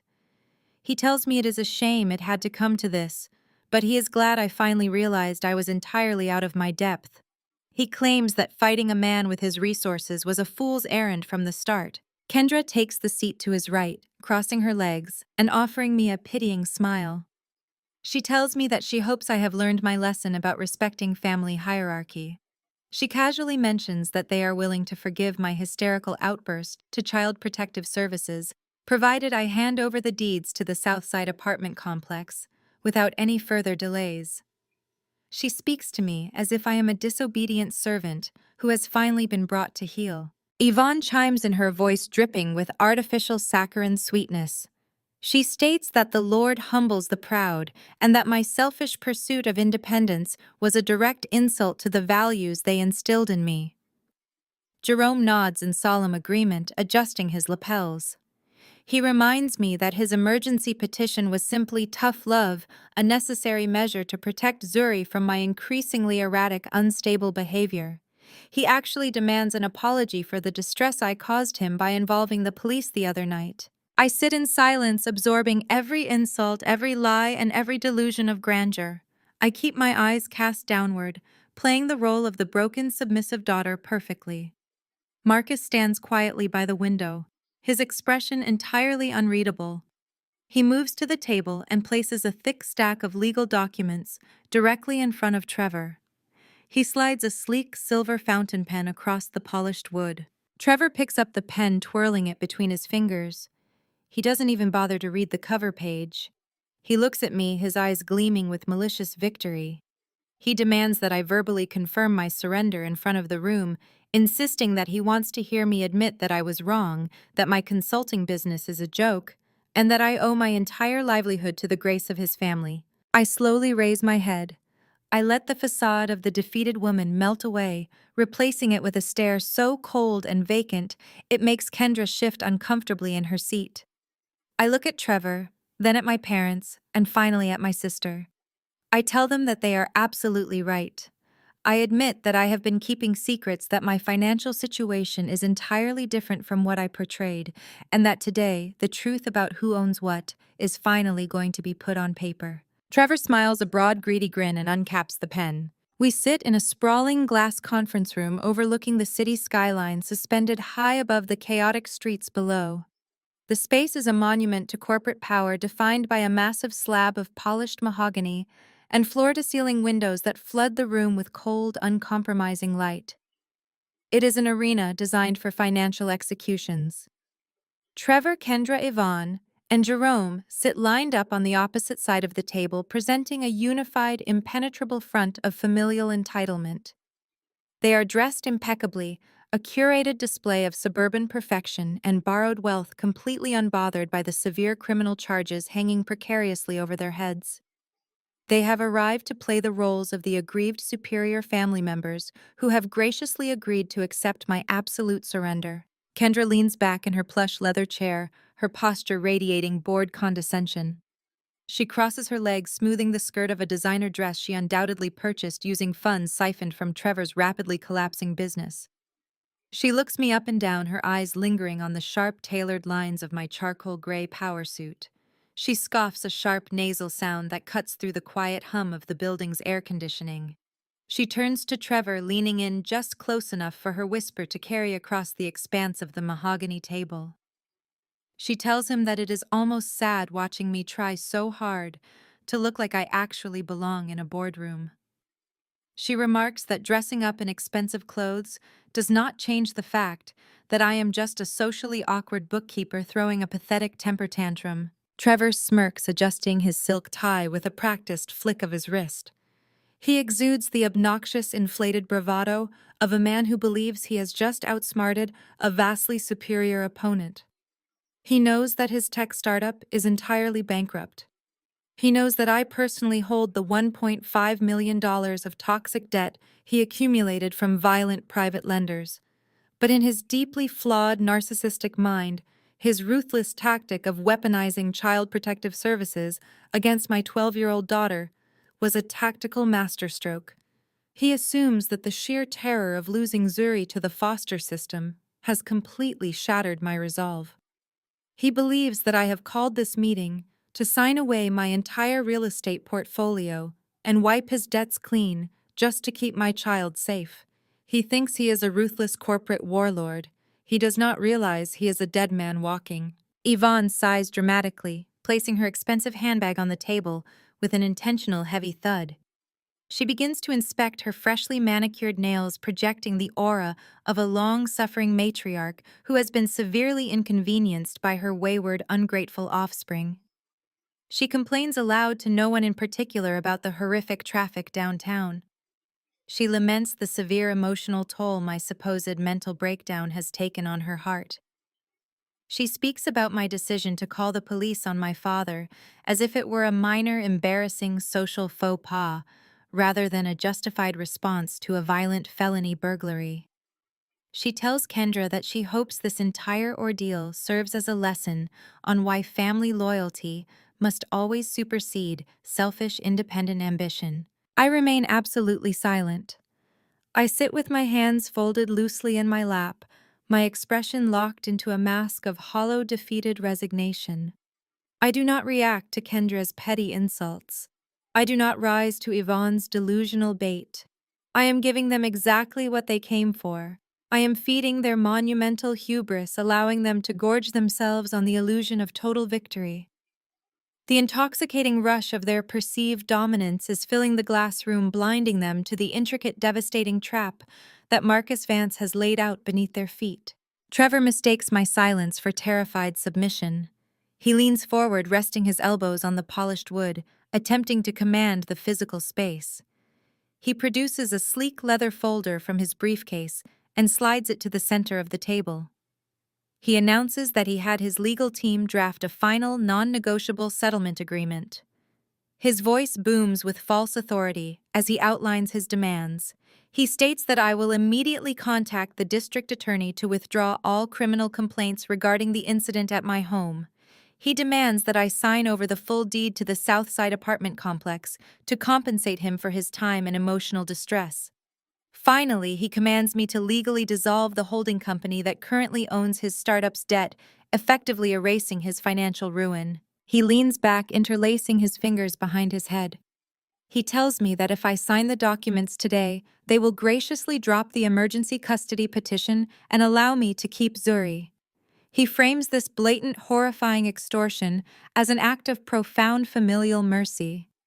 He actually tells me that I should be thanking him for offering me a way out of the mess I created. Kendra chimes in, her blue eyes flashing with vindictive delight. She adds that the settlement is only the financial aspect of my penance. She demands a formal written apology for my behavior. She wants me to admit in front of our parents that my entire rebellion was born out of deep-seated lifelong jealousy of her success and her perfect marriage. She insists that I acknowledge that I am unstable and that I require their ongoing guidance to function in polite society. She is not just trying to take my wealth. She is trying to obliterate my reality and rewrite the history of our entire relationship. Yvonne nods in solemn agreement. She states that the family is willing to forgive my horrible transgressions because they are bound by faith and love. She tells me that once the papers are signed, we can put this ugly chapter behind us and go back to the way things were. She envisions a future where I return to being the quiet, invisible sister who funds their luxurious lifestyle while absorbing their endless criticism. They are entirely disconnected from reality. They are sitting in the office of a corporate litigator whose hourly rate could bankrupt them in a week, yet they believe they hold all the power. They are blind to the fact that Jerome's emergency custody petition was formally flagged for malicious retaliation yesterday afternoon. They are unaware that the district attorney is currently reviewing their fabricated church affidavits for perjury and fraud. They are so consumed by their own greed and their lifelong habit of dominating me that they cannot see the guillotine poised directly over their necks. I let their demands hang in the air.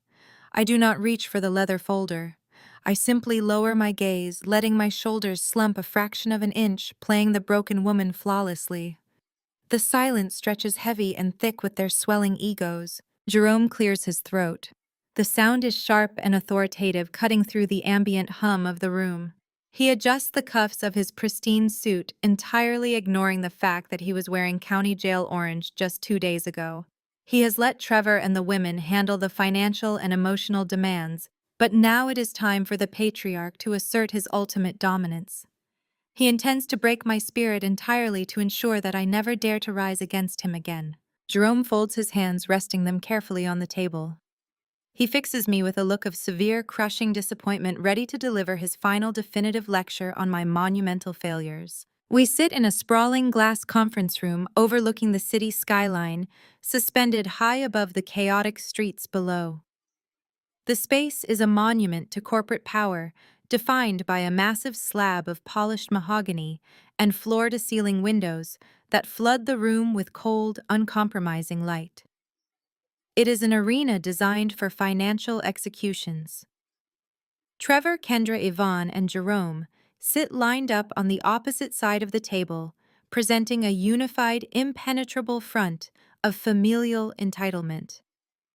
They are dressed impeccably, a curated display of suburban perfection and borrowed wealth, completely unbothered by the severe criminal charges hanging precariously over their heads.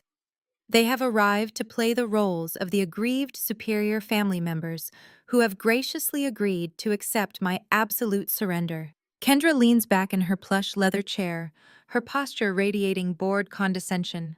She crosses her legs, smoothing the skirt of a designer dress she undoubtedly purchased, using funds siphoned from Trevor's rapidly collapsing business. She looks me up and down, her eyes lingering on the sharp, tailored lines of my charcoal gray power suit. She scoffs a sharp nasal sound that cuts through the quiet hum of the building's air conditioning. She turns to Trevor, leaning in just close enough for her whisper to carry across the expanse of the mahogany table. She tells him that it is almost sad watching me try so hard to look like I actually belong in a boardroom. She remarks that dressing up in expensive clothes does not change the fact that I am just a socially awkward bookkeeper throwing a pathetic temper tantrum. Trevor smirks, adjusting his silk tie with a practiced flick of his wrist.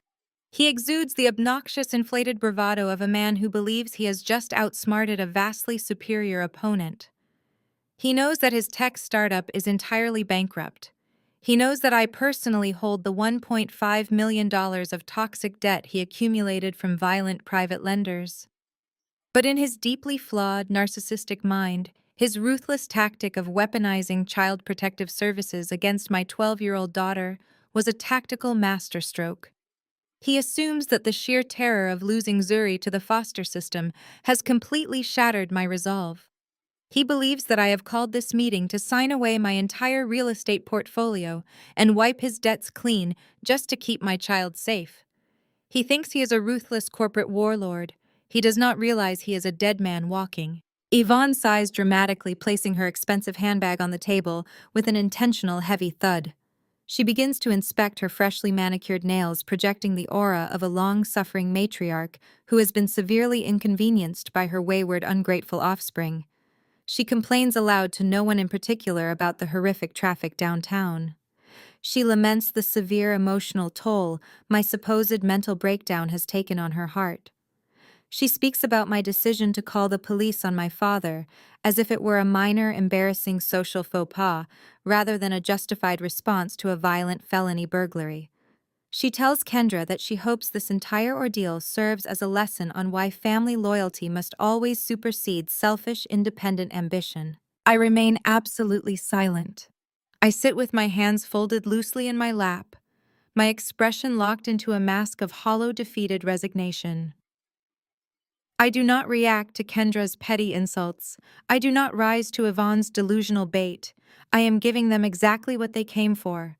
I am feeding their monumental hubris, allowing them to gorge themselves on the illusion of total victory.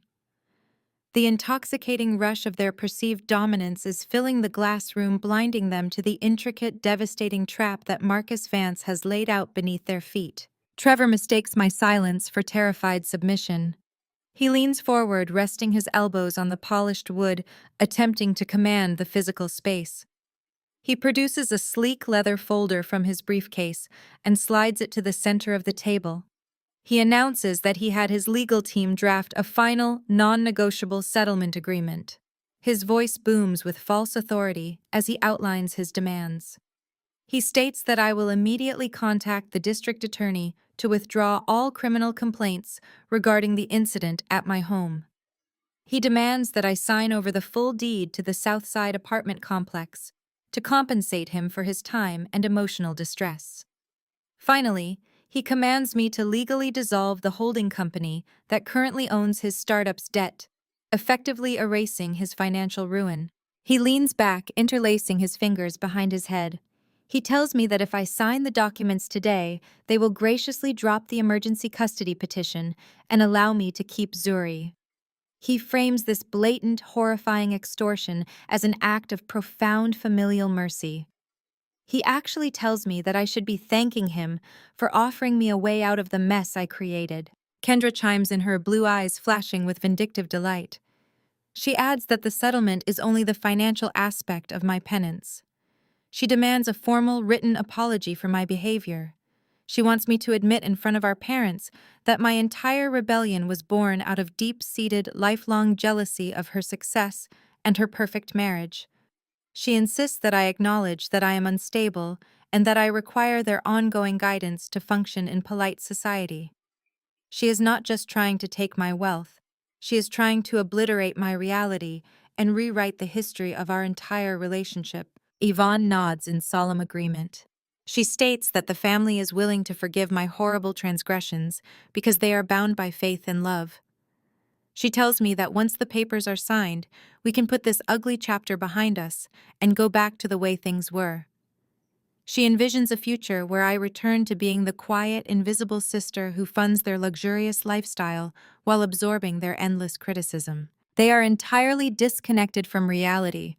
They are sitting in the office of a corporate litigator whose hourly rate could bankrupt them in a week, yet they believe they hold all the power. They are blind to the fact that Jerome's emergency custody petition was formally flagged for malicious retaliation yesterday afternoon. They are unaware that the district attorney is currently reviewing their fabricated church affidavits for perjury and fraud. They are so consumed by their own greed and their lifelong habit of dominating me that they cannot see the guillotine poised directly over their necks. I let their demands hang in the air. I do not reach for the leather folder. I simply lower my gaze, letting my shoulders slump a fraction of an inch, playing the broken woman flawlessly. The silence stretches heavy and thick with their swelling egos. Jerome stands up slowly, buttoning his suit jacket, with the deliberate, practiced movements of a man stepping up to a pulpit. He looks down at me, his face carved into a mask of righteous disappointment.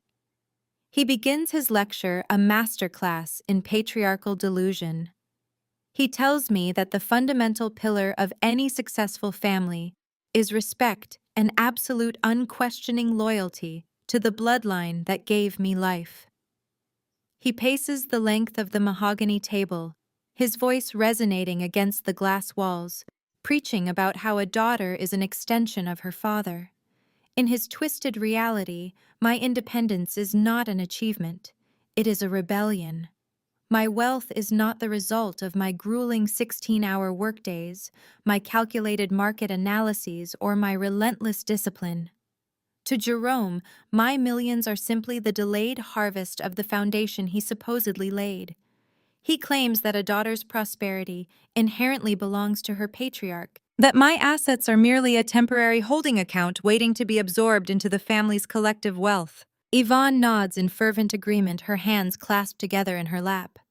She chimes in, her voice trembling with manufactured emotion, reminding me of the sacrifices they made to keep a roof over my head when I was a child. She speaks of my success as if it were a direct insult to her and Jerome, an unnatural imbalance that must be corrected. She insists that true grace lies in sharing one's blessings completely, ignoring the fact that they are currently attempting to steal those blessings through criminal extortion. They are trying to wrap their monumental greed in the comforting, socially acceptable blanket of traditional family values. I keep my eyes locked on the polished wood in front of me, absorbing the venom without flinching. I bite the inside of my cheek until I taste blood, using the physical pain to anchor my composure. Trevor, sensing that Jerome has sufficiently broken my spirit with his sermon, decides it is time to deliver the killing blow. He taps the thick stack of legal documents with his index finger, drawing my attention back to the settlement. He tells me that they have outlined a very fair, very generous path forward, a way for me to atone for my recent hysterics and earn my way back into their good graces. He outlines the terms of my surrender. First, I am to immediately contact the district attorney and the local precinct to drop all felony burglary and trespassing charges against Jerome. I am to sign a sworn affidavit stating that the entire incident at my front door was a massive misunderstanding, a product of my own heightened paranoia and emotional instability. I will publicly apologize to Jerome for subjecting a respected community elder to the indignity of an arrest. Second, Trevor dictates the financial restructuring. He demands that I sign over exactly 60% of my entire real estate portfolio to a newly formed holding company. This holding company, he explains with a sickeningly triumphant smile, will be fully controlled by him and Jerome. He calls this massive transfer of wealth a basic repayment for the resources my parents expended raising me. He also frames it as a necessary equalization, a way to balance the scales for Kendra, who has been unfairly deprived of the lifestyle she inherently deserves. They are demanding tens of millions of dollars in premium revenue-generating properties to fund their superficial, debt-riddled suburban fantasy. Then Trevor delivers the final demand.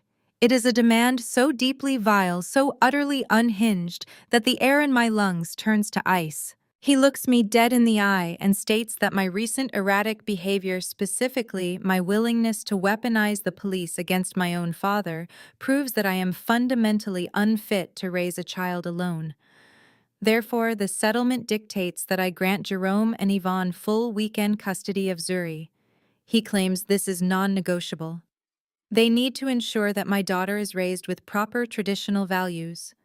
They intend to actively reprogram her to strip away the independence and strength I have instilled in her and mold her into another compliant, submissive pawn in their twisted family dynamic. They are holding my child hostage as collateral to ensure I never attempt to reclaim my stolen assets. It takes every ounce of willpower, every single shred of discipline I have forged over the last decade to remain seated in my chair. My muscles scream with the primal urge to lunge across the table to wrap my hands around Trevor's throat and squeeze until that smug, arrogant smile is permanently erased from his face.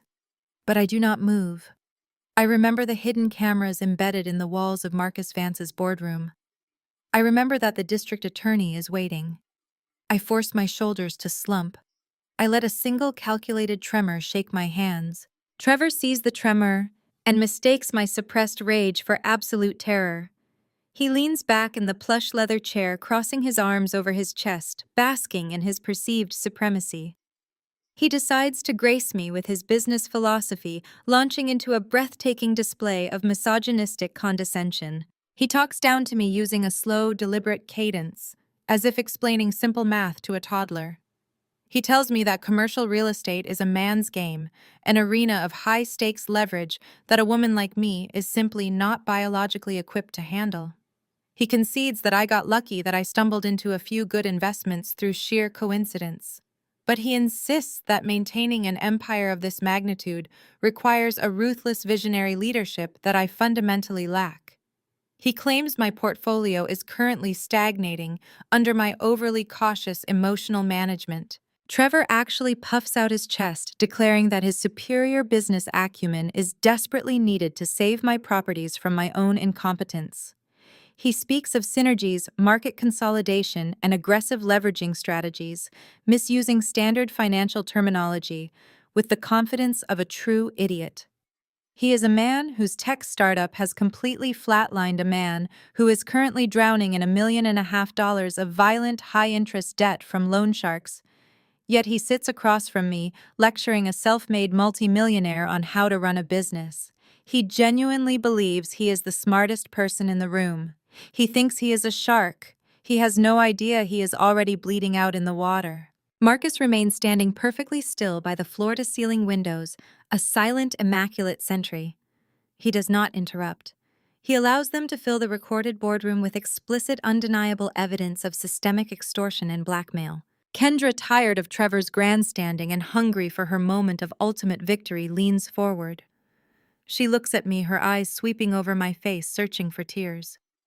Finding none, she settles for the exhausted, broken posture I am projecting. She lets out a sharp, mocking laugh that echoes through the glass room. She picks up the silver fountain pen that Trevor had placed on the documents. She twirls it between her manicured fingers for a brief moment, savoring the absolute destruction of my independence. Kendra slides the settlement pen across the polished table. It glides over the mahogany, coming to a stop exactly 2 inches from my folded hands. She looks at Trevor, then back at me, smirking. "I told you she'd fold. She's always been weak." Kendra's words hang in the perfectly climate-controlled air of the boardroom.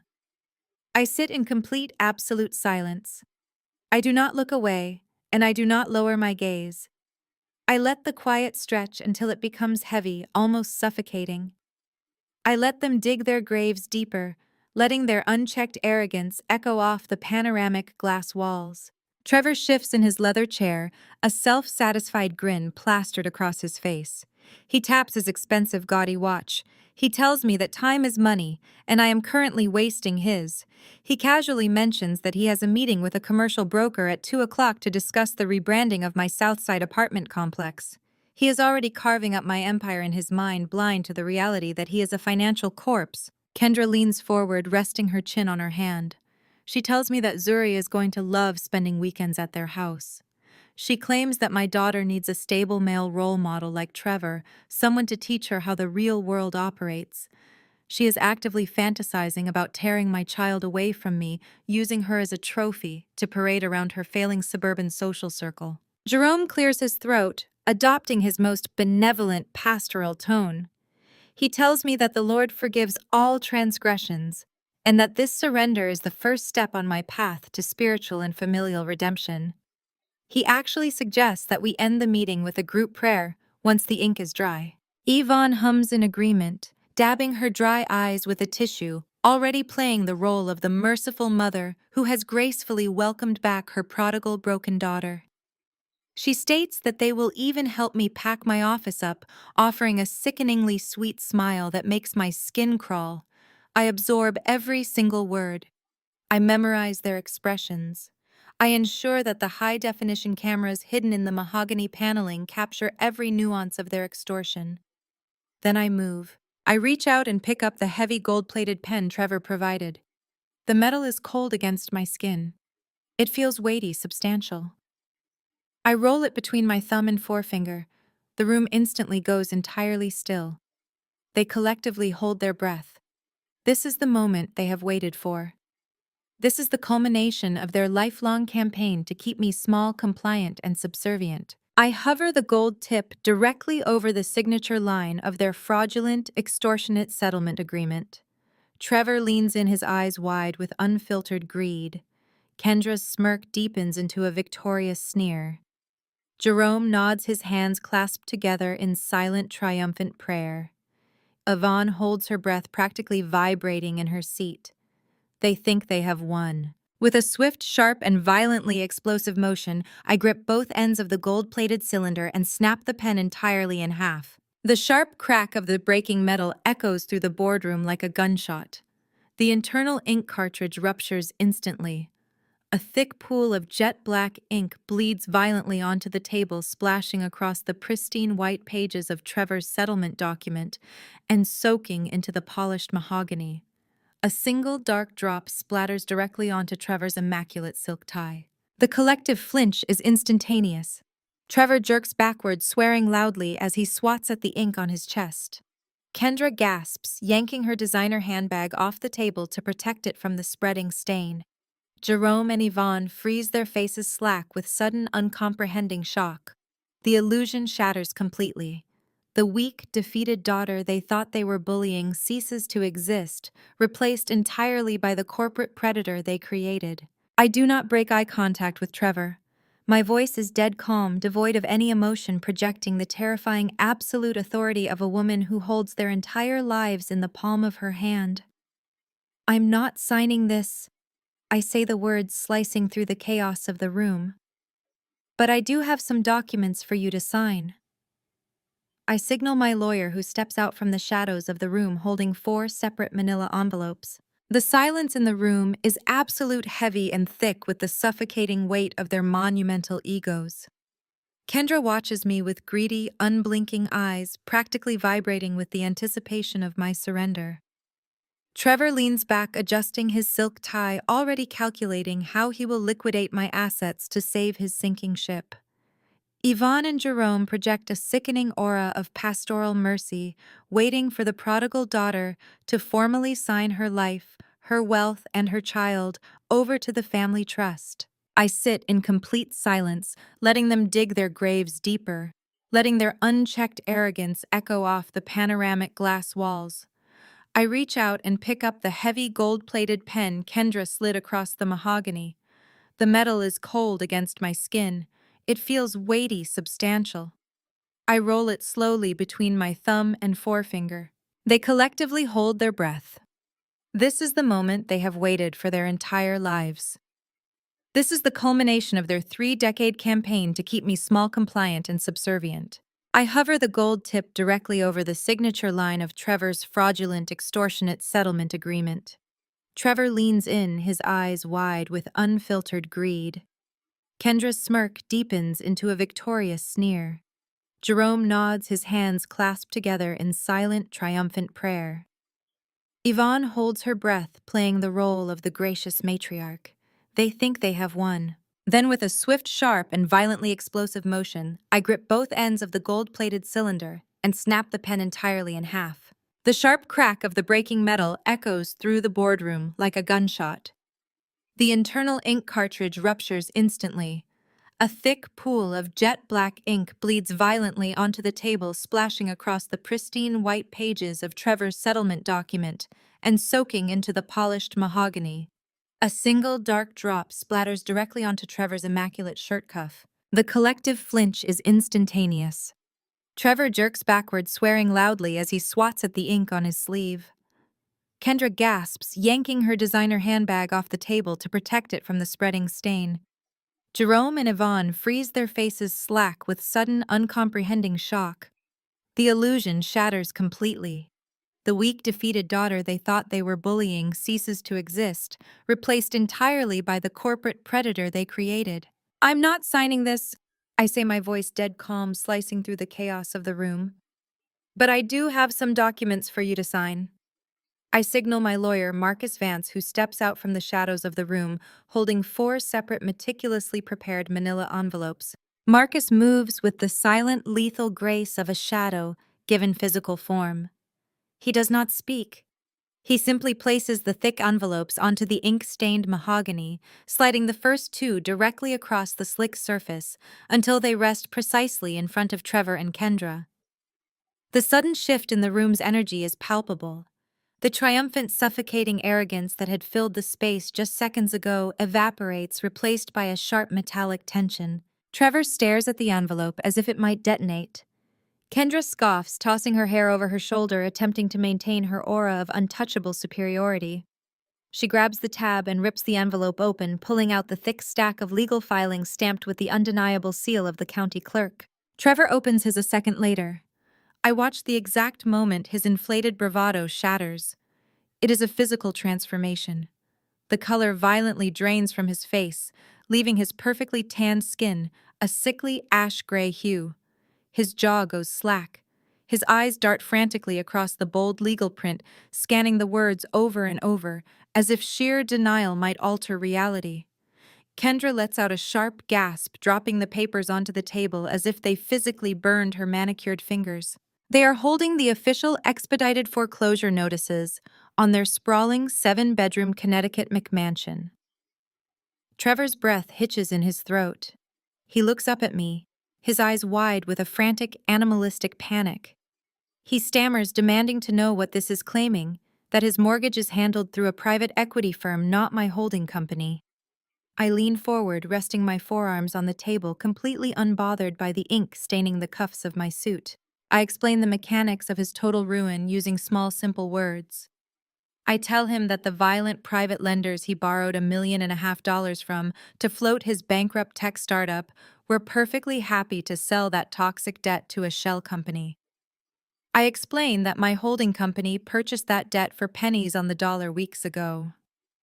I keep my voice meticulously flat, stripped of all emotion as I deliver the killing blow. I remind Trevor that in his desperate narcissistic hubris, he used the deed to his multi-million-dollar suburban fortress as collateral for those high-interest loans. Since he has been in default for over 90 days, my LLC is legally seizing the asset. I own the roof over their heads. I own the marble floors they walk on. I own the manicured lawns they use to impress their hollow, status-obsessed friends. You have 48 hours to vacate my property, I tell them, letting the absolute finality of the words settle over the room. The facade of their perfect, enviable marriage disintegrates instantly. Trevor's manufactured composure violently collapses. He slams his fists onto the mahogany table, knocking over a crystal water glass, completely ignoring the shattering sound. He turns on Kendra with a ferocity that makes her physically recoil. He screams that she is the reason they are bankrupt. He bellows that her endless demand for designer clothes, luxury vacations, and country club memberships drained his accounts dry. He points a trembling finger at Jerome and Yvonne, roaring that her toxic, chaotic family dragged him into a war he never wanted to fight. He calls her a parasite.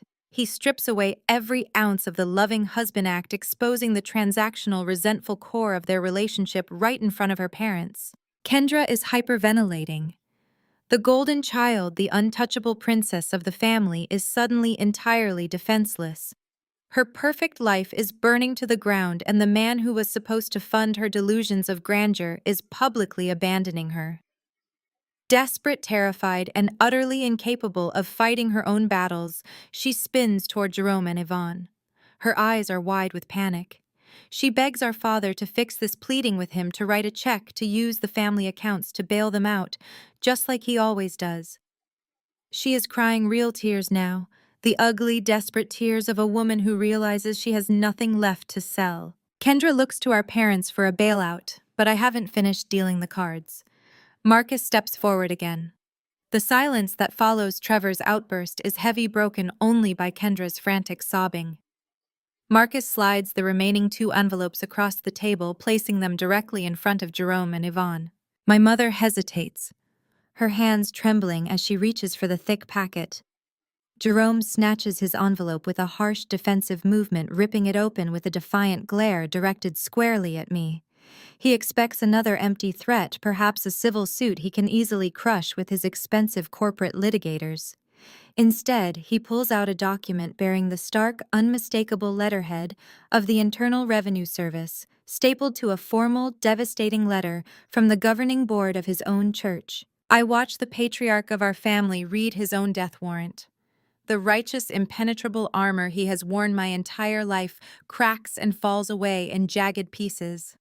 The veins in his neck bulge, his breathing becomes shallow and ragged. Yvonne looks over his shoulder, her eyes scanning the documents. She lets out a sound that is half gasp, half shriek, covering her mouth with both hands as she falls back into her leather chair. I do not give them a moment to process the catastrophe. I take control of the room, my voice slicing through the heavy, suffocating air. I reveal the truth that my forensic accountants uncovered weeks ago. I state clearly, so the hidden cameras catch every syllable, that the respected, untouchable community deacon has been systematically embezzling from the church's outreach and development funds for over a decade. I explain how easy it was for my team to trace the origin of Trevor's initial startup capital.